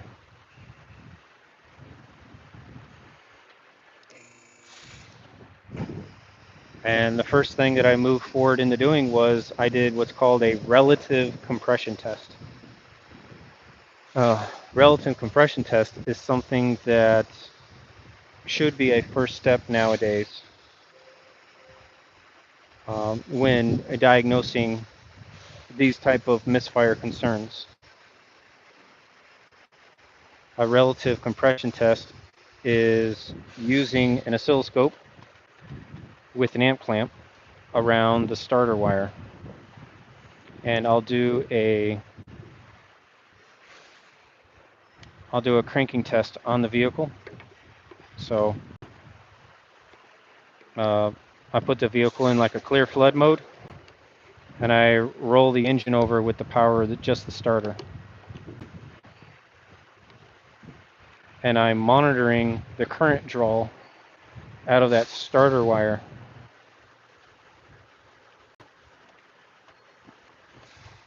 And as the engine turns around and that piston compresses on any specific cylinder, okay, any specific cylinder,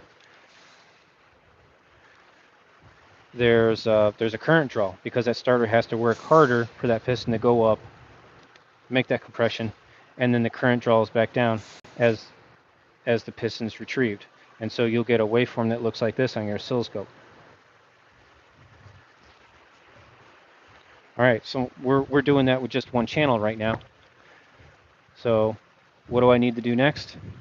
Well, I saw on my waveform, hey, one of those humps is a little bit lower than the other. I had a weak compression.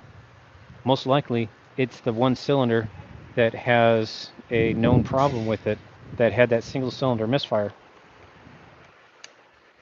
So that confirms that I need to focus on a single cylinder problem.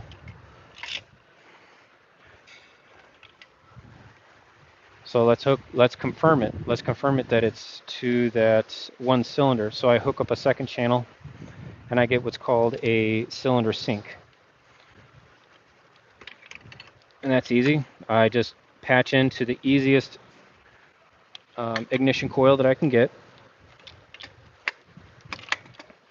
I get my cylinder sync on my waveform for my relative compression test. And then I plug in the firing order of the vehicle. So if I can get to this ignition coil really fast, I'm like, okay, here's the firing order. I lay it over the humps and I go, yep, we're on the right track. That one cylinder that is throwing a misfire, that is contributing to this problem, it has weak compression. Now, why does it have weak compression? What do we do from there? Well, we can do a leak down compression test, right? Bust out the old analog gauges. Sure, let's do that. I didn't do that, but let's say you do that because that's the tools that you have and that's what you were taught to do.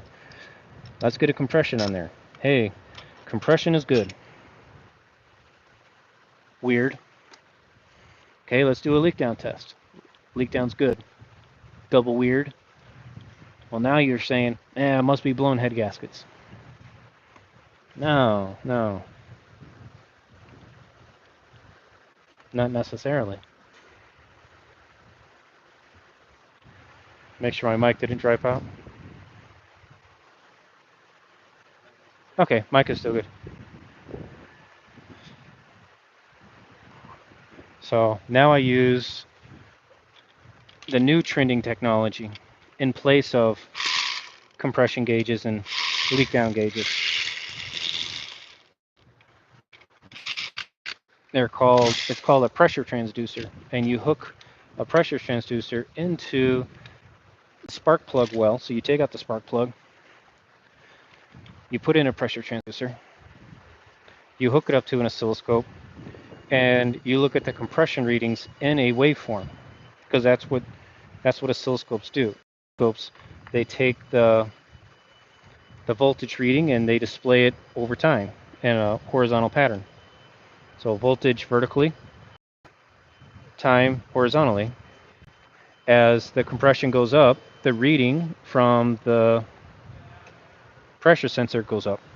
As compression goes down, the voltage on the sensor goes down. So we have this little hump thing. Cool. Well, oscilloscopes are based over time. The camshaft has a time sequence on it. The crankshaft has a time sequence on it. So what can I do? Well, I can divide those two humps, right? I have a reading where I had a high peak, top dead center, valves are closed, pistons all the way up. Then it comes back down. We go through the other three functions of our 4-cycle cylinder, and then it comes back up to a hump. Well, I just label on my oscilloscope. Top dead center, divide it up into 4 places. Boom. I got my 4-stroke cycle. Okay? That's analytical thinking with pressure waveform.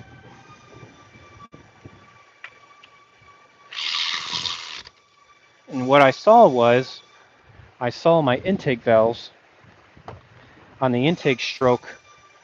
It wasn't opening up enough to draw in enough O2, enough oxygen. Hence my rando single cylinder misfire, which was then causing a improper balance from that power stroke, and that was throwing off the other bank, and that was just a compounding problem that developed into a P0300. So with that information, I was able to say to the customer, all right, so I have justification to say that I need to pull this valve cover. I need to inspect your rocker rollers and your camshaft. I think you have a wiped out rocker roller. Sure enough, there it was. The bearings in the rocker roller, they had failed, so we were getting improper lift on that one valve. Unfortunately, because that went out and it wasn't rolling smoothly, it wiped out the lobe a little bit. So it needed a camshaft, a rocker roller. But that's one of the classes that I'm going to be giving away in our membership drawings. It's going to be pressure transducer class, and guys, it will give you, gals and guys, it's going to give you a whole new outlook on how an engine breathes. And honestly, the last class that I was helping a student who's going to a career college for automotive, he was having a hard time understanding his engine class. And it wasn't until I sat him down in my pressure waveform training book and I showed him how the engine breathes and moves, and all of a sudden his brain clicked. And I showed it to the instructor. This guy's been teaching automotive for 30 years, and his mind was blown.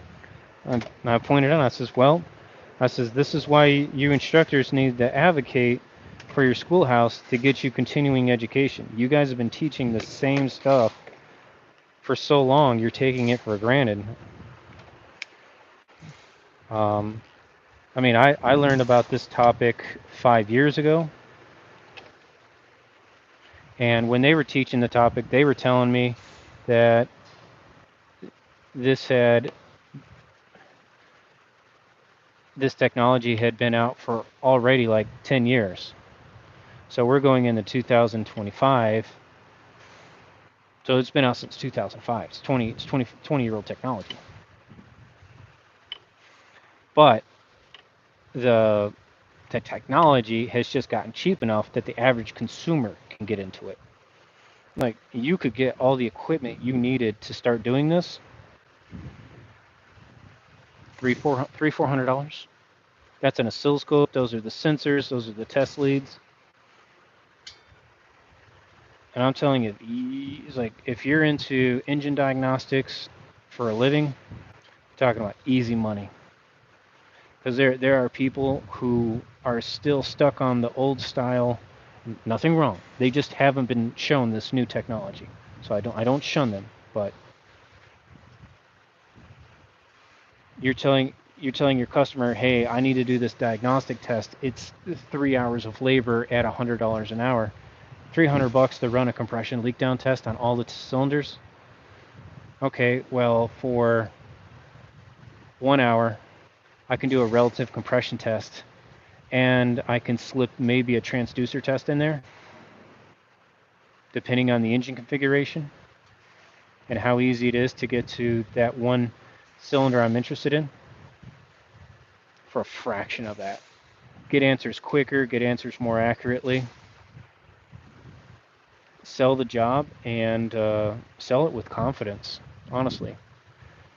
There's the days of exploratory surgery, so to say, with automotive.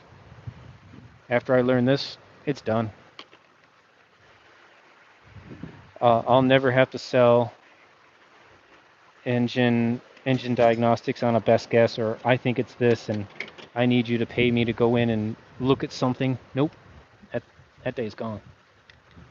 All right, so what am I doing right now? Well, trying to just line up my torque converter with my adapter plate.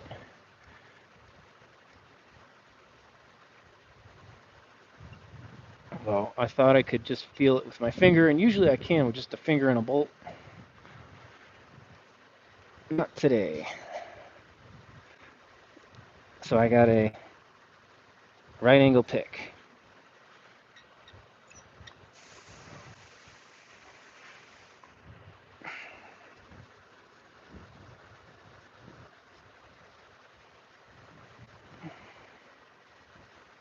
I'm moving this torque converter like 5 degrees. Oh, found it. What I should have done was, I should have been doing that when I had the starter out, because then I could have spun the flywheel a lot faster from the rear instead of trying to finger bang it through the front. Oh well.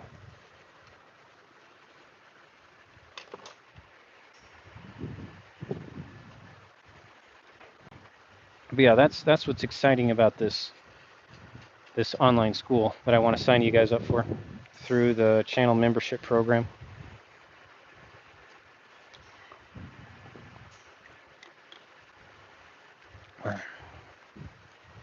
Because I learned so many new things. I had a huge appreciation for oscilloscopes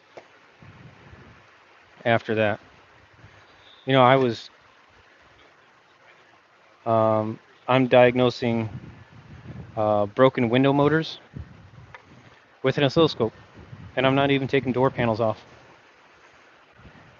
And I've made plenty of shorts about it, so you can go find them.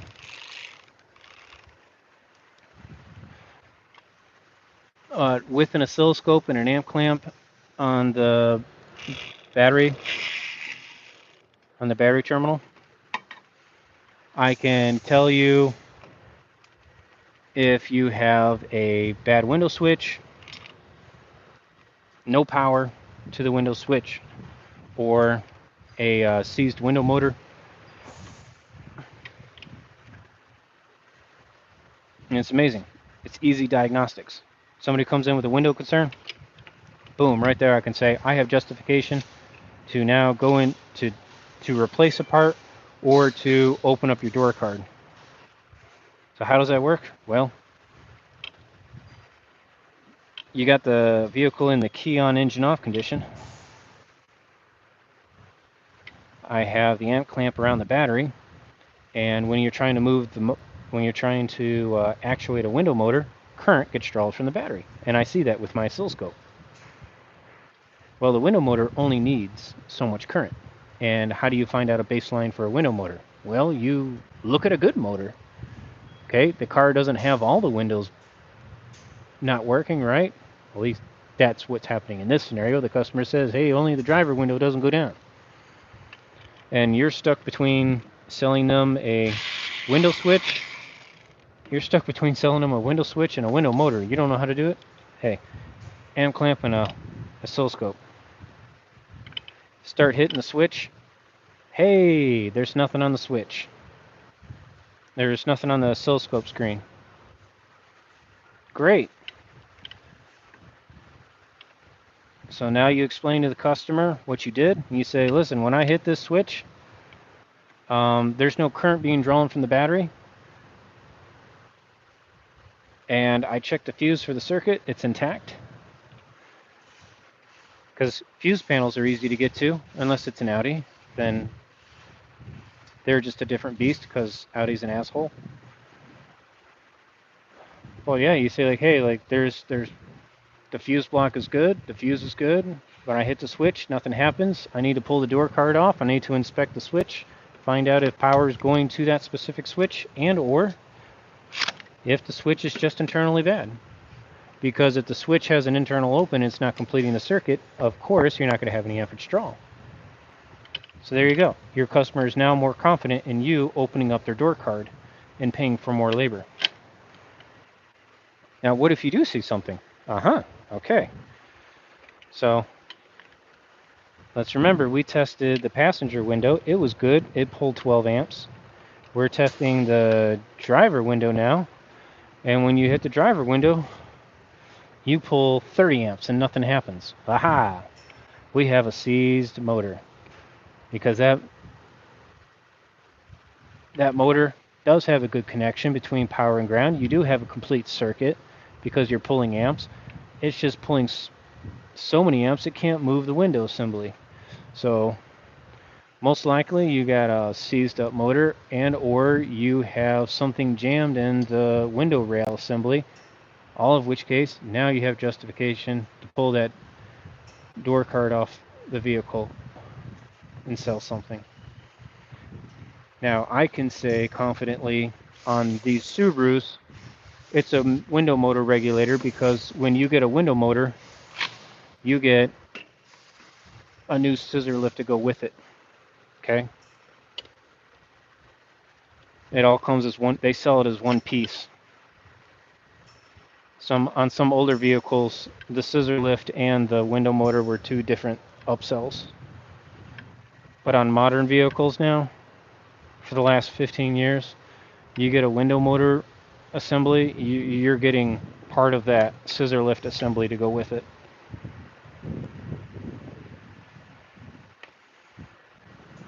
And also, if you did suspect that it was the window guides or the scissor lift, maybe something was just jamming the glass, but the motor was good. If you want to rule that out, fine. That's easy peasy. A lot of times you can just give the glass a gentle, rapid thump, like a. Okay, and you can jar it loose. Some other people have used some white lithium grease or some silicone spray grease and just kind of shot it all around the edges. Because I've experienced that. I've had some people who complain about windows not going down, and I rattle them loose and I say, hey, when was the last time you rolled that window down? 8 months. It's been cold outside. Okay, that's why. I was like, it's just dried up. The rubber's all dried up from dirt. So I do try those techniques too. Because I've been able to rescue a few of those vehicles, but it's very, very slim, like maybe like 1 out of 100. The old tap, tap, tap-a-roo fixes it. Okay, so I'm just trying to put the damn inspection port cover over this, and it's giving me a hard time.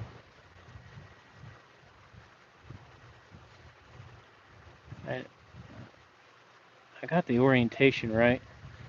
It's just the rubber's kind of dry rotten and it doesn't want to click into place.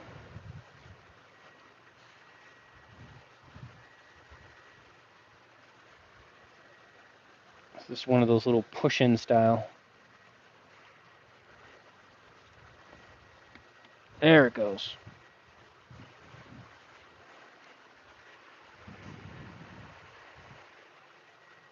Did we lose audio?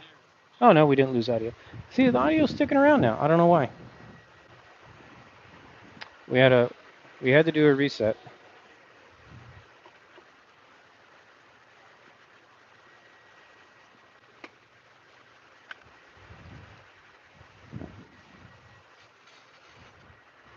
That throttle body is dirty, and I am going to clean it.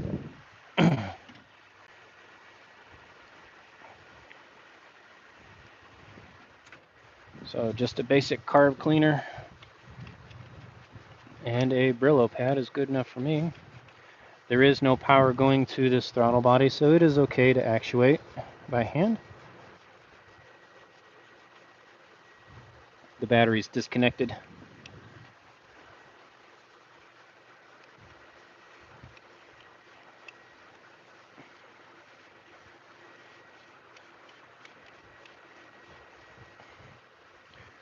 When the power gets reconnected, the throttle body is going to do a recalibration of itself anyways.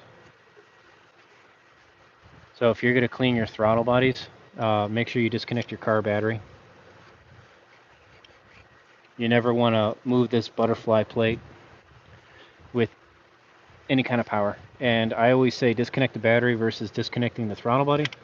Well, because some of these connectors, they're hard and brittle from all the heat and the age of these vehicles. And the last thing you want to do is break a connector, which would result in buying a really expensive pigtail and or buying an engine harness. So disconnecting a battery is all the same.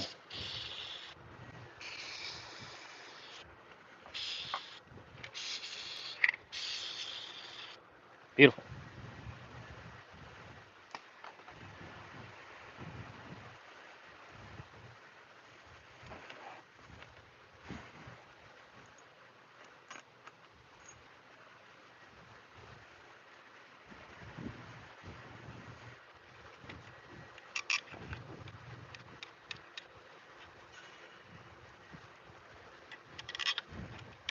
So because we don't have any exhaust manifold gaskets, unfortunately we will not be turning this engine on today. We'll do it tomorrow.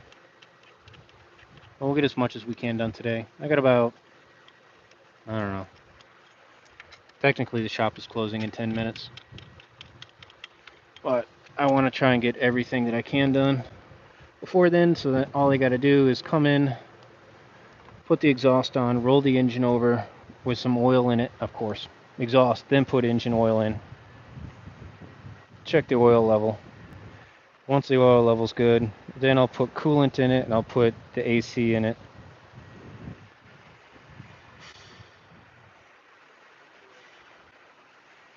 And I do it in that order because if for whatever reason, I'm always thinking about worst case scenario, planning ahead, emergency action plans, stuff like that. It's just a military thing.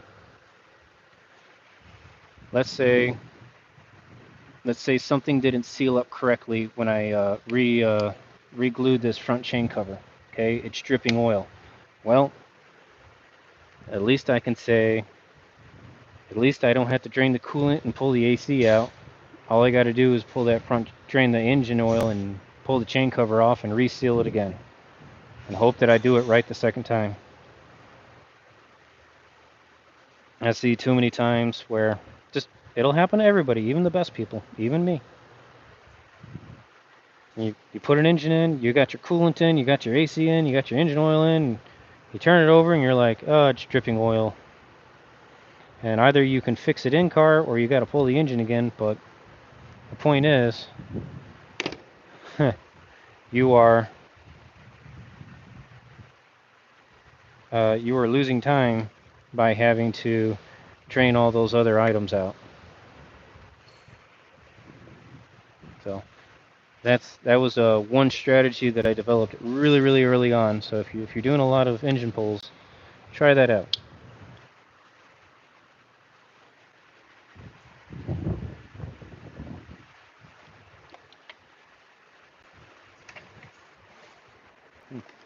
The other thing that I learned really early on too is never get overconfident in what you do.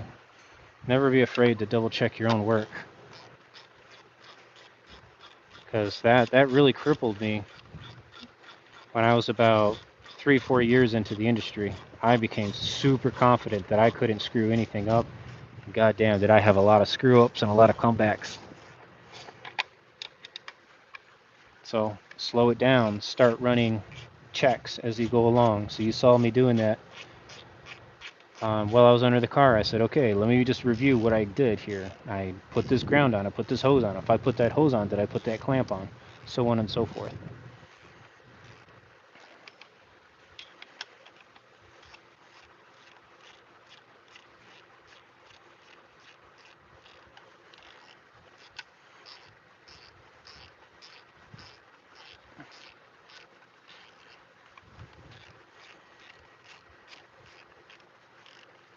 The other thing that I do to help myself out from not making simple mistakes is I'll watch the tools that I'm using. So when I'm more alert early on in the day, I'm not so tired, I'll use a lot of my cordless tools. As the day drags on, I can kind of feel that maybe my blood sugar's dropping, maybe I need to eat something, or maybe I'm just overall tired. Okay, time to go to hand tools only, because with hand tools only, I work a little bit slower and I can think about what I'm doing until I can re-synergize how I'm feeling, and then I'll bust out the cordless tools again.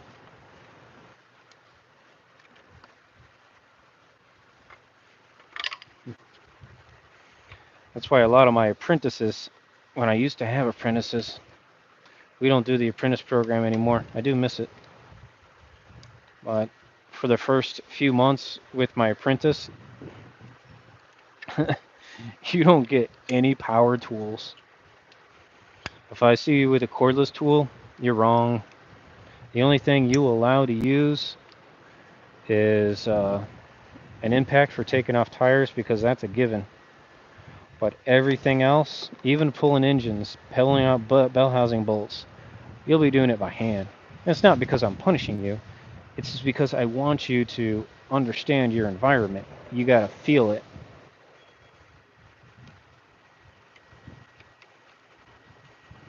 I think a lot of our new people, they take these cordless tools for granted. They don't understand that, hey, there was a time when we did all this by hand with wrenches. We didn't even have ratchets. Like, ratchets were like the coolest thing in the world at the time. Like, you had to do everything with a box wrench and a crescent wrench.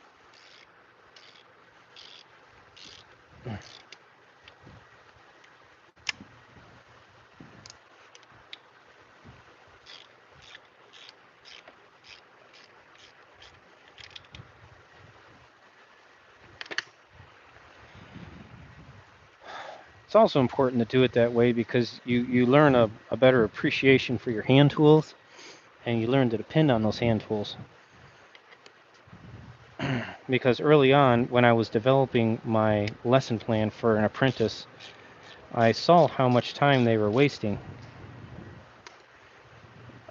trying to make their cordless tool work with a certain swivel, a certain extension. I mean, like, and I'd just be thinking to myself, dude, just get a damn 8-inch ratchet on there and shove your hand up in there and go get it.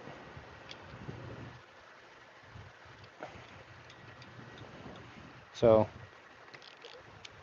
having them grow into their cordless tools, so to say, they kind of start learning to, like, oh, there's an appreciated value here.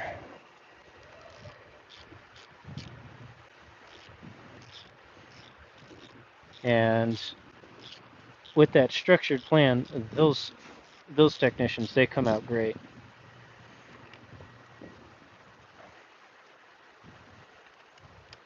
They come out much better because they know how to walk it back.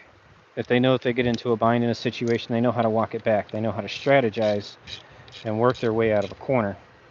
Because the philosophy in the mechanic world is the best mistakes are the ones that you can fix yourself. Like, if you're, and this is how I crashed and burned. You set yourself up for failure if you become overconfident with the aspect that you can never make a mistake, you can never do something wrong. No.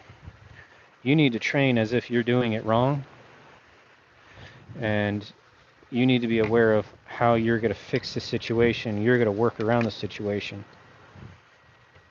and how you can fix that situation without losing any time or minimizing the amount of lost time.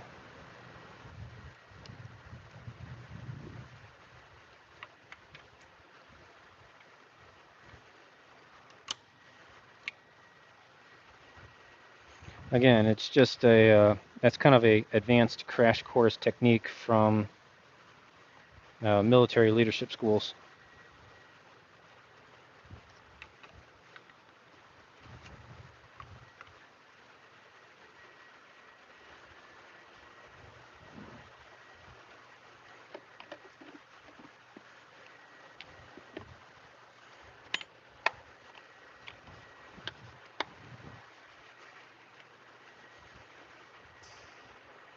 Okay, and that squirrely plug.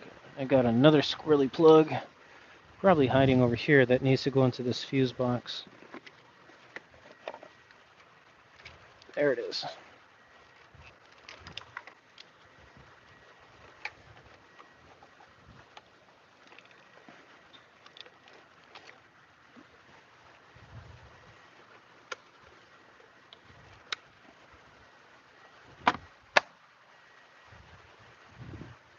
Okay, booster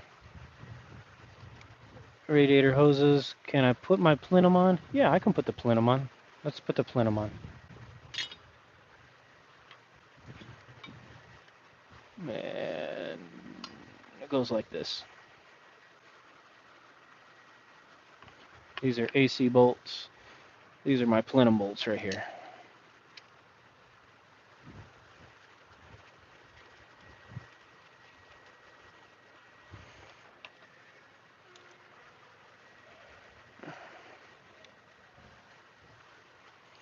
Must not forget my motor mount nuts. Oh yes. Don't forget the nuts. I got 2 of those to put on. Then my upper radiator support.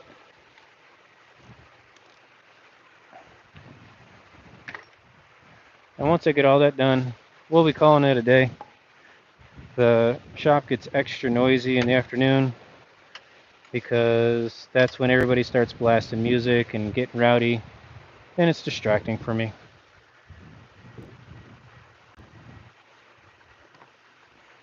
Nothing personal against them. They worked a hard day. They need to blow some steam off. But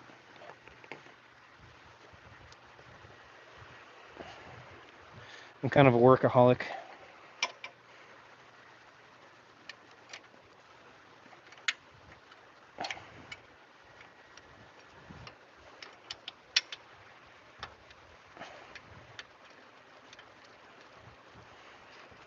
Actually, one of the most therapeutic things that has been good with me in this industry has been developing this YouTube channel, because since they took my apprenticeship program away a few years ago, I have just been like chomping at the bit, wanting to just educate and talk and explain things, and it's been killing me.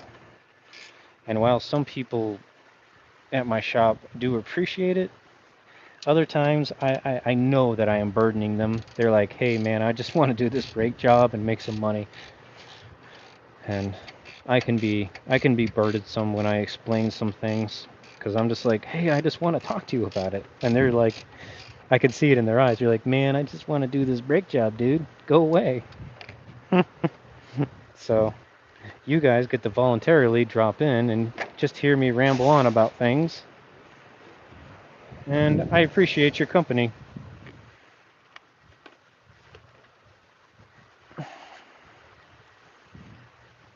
But again, I'm going to open this up to the floor. I am trying to figure out how to get my filmography better here, for the live streaming specifically. You see, trying to do a vertical stream without having to bring in an entire computer setup is tricky. I know I could do a vertical stream if I brought in a laptop and I had a wired camera, but then of course that wired camera, I'd be tripping over it, and then that computer is expensive, and I don't want it in the shop getting dirty, so on and so forth. I invested in the GoPro 12 because it can do live streaming and it does vertical, but unfortunately it doesn't do vertical live streaming. It needs a software update, and we have been complaining about it for years. And why am I doing things in vertical and not horizontal, you say? Because I can shoot in horizontal. I can do horizontal live streams all day. But unfortunately, the YouTube algorithm will not promote that horizontal live stream as well as it will these vertical streams. Why is that? Well, because they make more money off of vertical streaming than they do horizontal streaming, just because of the orientation of your phone. sucks. They would put, come on. They will promote my horizontal streams better if I pay them, but that's like a percentage. I think I looked at it once, and it was going to cost me like $200, and I'm like, I'm not going to throw that money at it. I'm not trying to really capitalize on this YouTube stuff. I'm just doing it for supplemental income, and more or less, I just get a lot of loot from vendors. Like Topped On sends me some stuff to look at and play with, and I talk about it with you guys, and I generally just give it away to you guys because it's low consumer grade stuff, like $50 scanners, $100 scanners, and I have multi-$1,000 scanners. So most of the time, I just once I'm done doing all their demo videos of it, I'll be like, give it to somebody. Or if it does have any kind of cash value or transferability, I'll sell it at a steep discount just so that I can fund my channel better, like maybe buy a better microphone.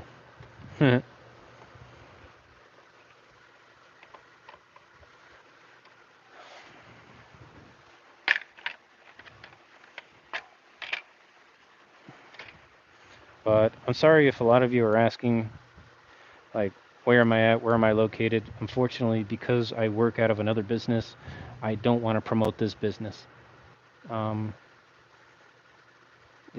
It would just be weird for them. I mean, if you just happen to find me, you happen to find me. But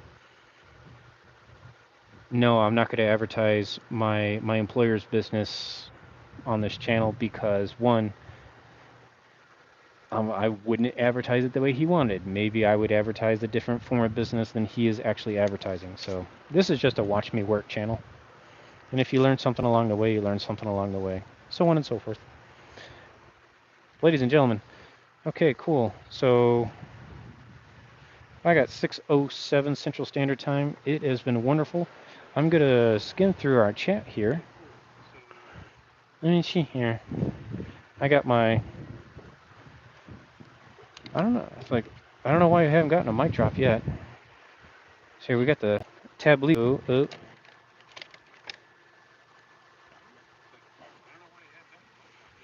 Yeah. We're going to go straight to the bottom, see what's going up. Yeah, Jordan says, yeah, I'd get Swamp for sure. Yeah, you know what? I've talked to other people who are doing garage videos, and when they do tell people where they work at, they say that YouTube customers are the worst. South Main Auto, he says he really hates YouTube customers because they just come in with a whole different perception, and they're just really annoying.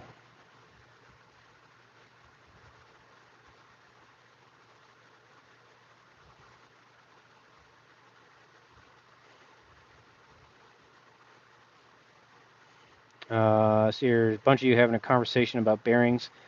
Yeah, I really do like that the whole hub assembly bearing thing is becoming a trend, though there are still some press-in, press-out bearings on late model vehicles. It's just easy just to knock out 4 bolts and hammer it out versus having to set up a whole on-car rig to press it in and press it out. But to each your own, you know? You know, if you like yanking out spindles and pressing in bearings and hoping that you put it in the correct orientation so the magnetic encoder is facing the speed sensor correctly, go ahead. But that is always the roughest conversation to have with somebody, is to tell them when they press in a bearing and they go, hey, I got a speed sensor code. I'll be like, because you put your bearing in backwards. They'll go, no, I didn't. I says, yeah, you did. The magnetic encoder is on the other side.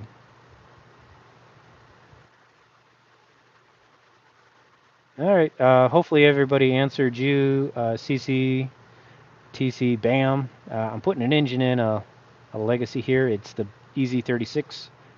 It's a 6-cylinder pancake engine.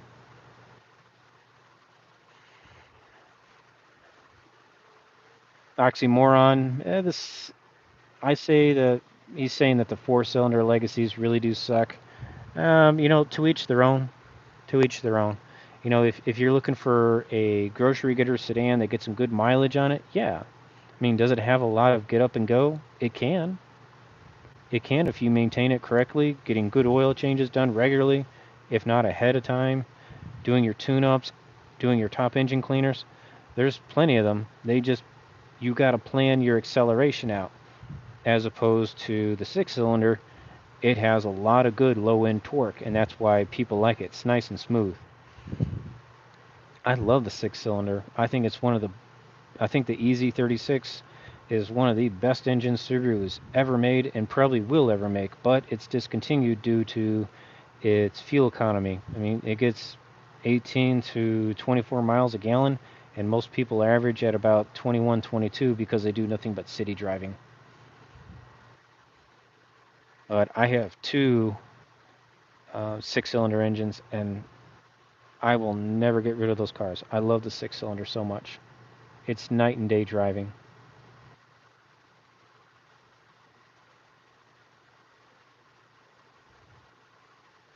Yeah, a lot of you taking really good action here in the comments. Thank you for answering each other's questions.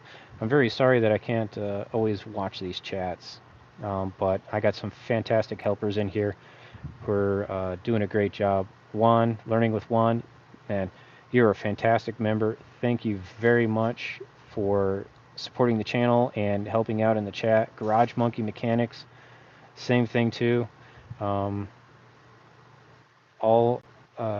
all paid members who are interactive with the videos and have a really good supporting personality. I upgrade them to my moderators so that they can help answer what's going on and keep you guys engaged.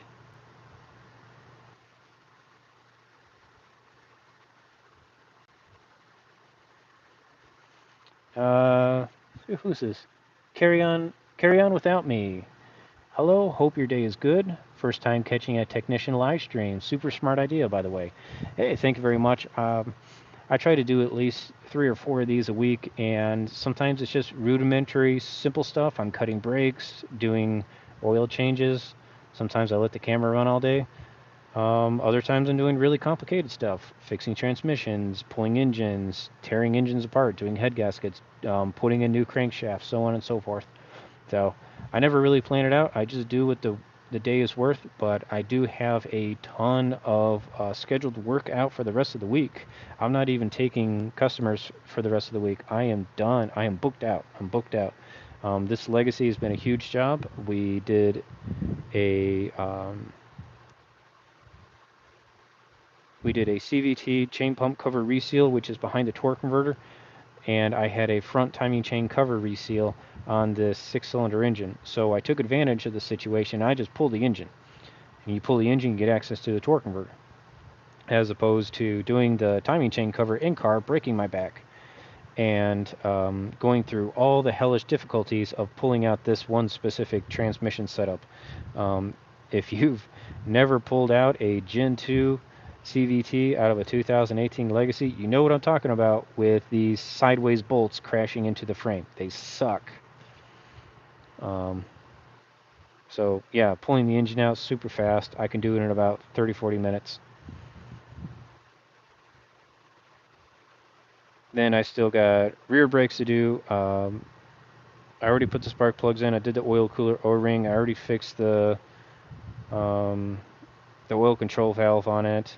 So tomorrow I just have to do rear brakes and a top engine cleaner and find my exhaust gaskets that I didn't get. And this car will be out of the shop. I will be going into an Ascent that needs a center differential. Then I'm going to be going into a 2012 Outback that has a chain pump cover that's leaking on it. I have an STI that I need to diagnose and fix that has a sporadic lean condition. I got the customer on board with some solutions, so they've confirmed some repairs, but I told them that I'm going to go one at a time because he has a slow reacting phaser, and he has a stuck ling condition. So I told him, I says, first off I said, this ling condition is mostly related to aging O2 sensors. I can see that the front O2 is reacting slow. Let me stab that in, see if the field trims come up. Let me see if the lambda stabilizes. And it says, and then from there, I'll re-diagnose the VVT issue, because that VVT issue could be a correlation of your lambda just being off, and your ECM is trying to just tune it out by changing the variable valve timing. Computers are really, really tricky at how they want to stay at stoichiometric. So, yeah, I got some parts on the ground, so I'm going to be working on that.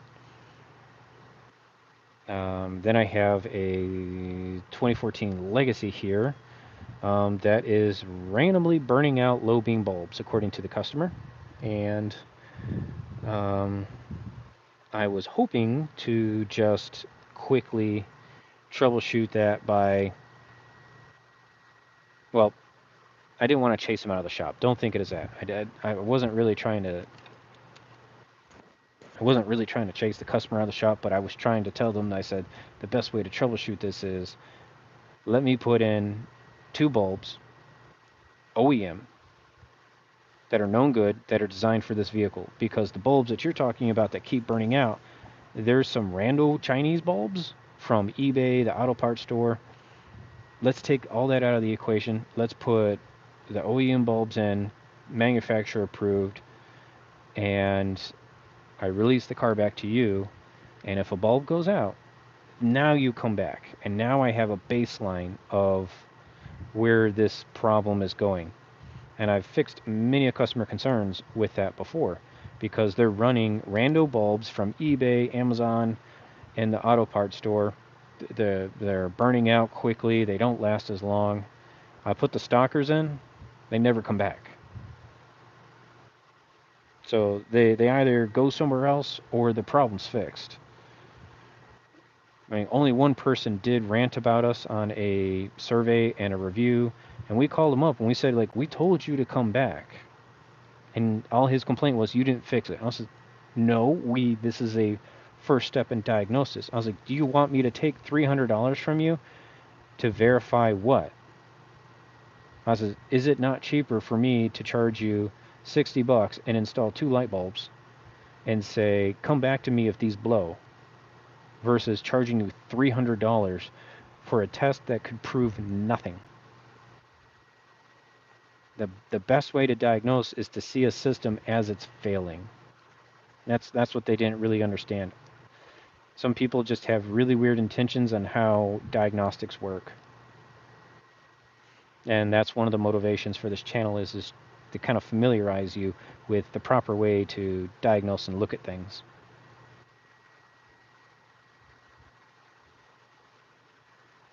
Now I got a motor age drop in here somewhere.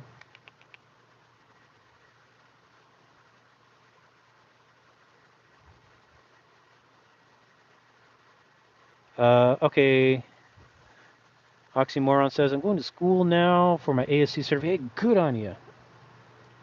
I love ASC certs. I love everyone who's trying to get ASC certs. You know, whether you're passing or failing them, the fact that you are making the attempt, that is that's a big step. It really is. And don't let anybody talk you down that ASC certs are not worth it, okay? I mean, I got mine, man. I got A1 through A9, and now I'm going for L1 through L4. Don't let anybody tell you that you don't need them, you learn everything on the job, the tests are worthless, they don't make sense. No. That goes back to my original discussion of reading and comprehending material. Okay? The main focus of your ASC evaluation is your ability to read, comprehend, and interpret technical data. That is it. That's it. And you're taking a multiple, and it's not an ASCs are not the benchmark that says this is a tech that'll never screw up, this is a tech that can fix everything. No. ASCs are a benchmark for saying this person has an aptitude, understanding, and fundamental understanding of automotive theory of operation. That's what it means. Okay? It doesn't mean that you're a badass at wrenching, you're badass at rebuilding engines. No, it just says that you can read, comprehend, and interpret technical data, which is very, very powerful. And when you're taking these ASC tests, I want you to always remember this one thing. This is the biggest tip that you can get. There are always multiple choice answers. You got 4 answers from that question. 2 of them are obviously wrong. The other 2, one of them is right, and the other one is written to skew the other one, to confuse you. So they might take like an order of operation thing, all right? So they might, let's use your 4-stroke engine theory, right? You know, you got your suck, squeeze, bang, blow. We all know that. So they're saying, so maybe the question will say, hey, what is the process of a 4-stroke engine? And you'll see suck, squeeze, bang, blow, and then you'll see it rewritten in a different order, rewritten in a different order, and rewritten in a different order. Well, 2 of them are going to be definitely bad order of operation. 2 of them are going to follow along, and one of them is going to have a unique flip. They do that especially on the electrical theory one a lot. Okay, they take a basic order of operation and they love just reversing the answer around. So the correct words are there, but the order of operation is wrong. And that's where people get upset because they skim it too fast. Just slow it down. Say it out loud. Even at times when I'm taking those tests, I'm writing down what the question is exactly asking. It's not hard. I should actually do a live stream on taking ASC tests. I never get all the answers right, but I'll show you how I break them down and I understand them and I bring the anxiety down from here to here. But yeah, the Motor Age books are good. If you have any questions with the Motor Age books, feel free to contact them. I'm in personal relations with a few people who actually work there on the editing staff. So I can, if you don't feel like your questions are getting answered through the appropriate channels, let me know. Email me, okay? My email is on my channel page.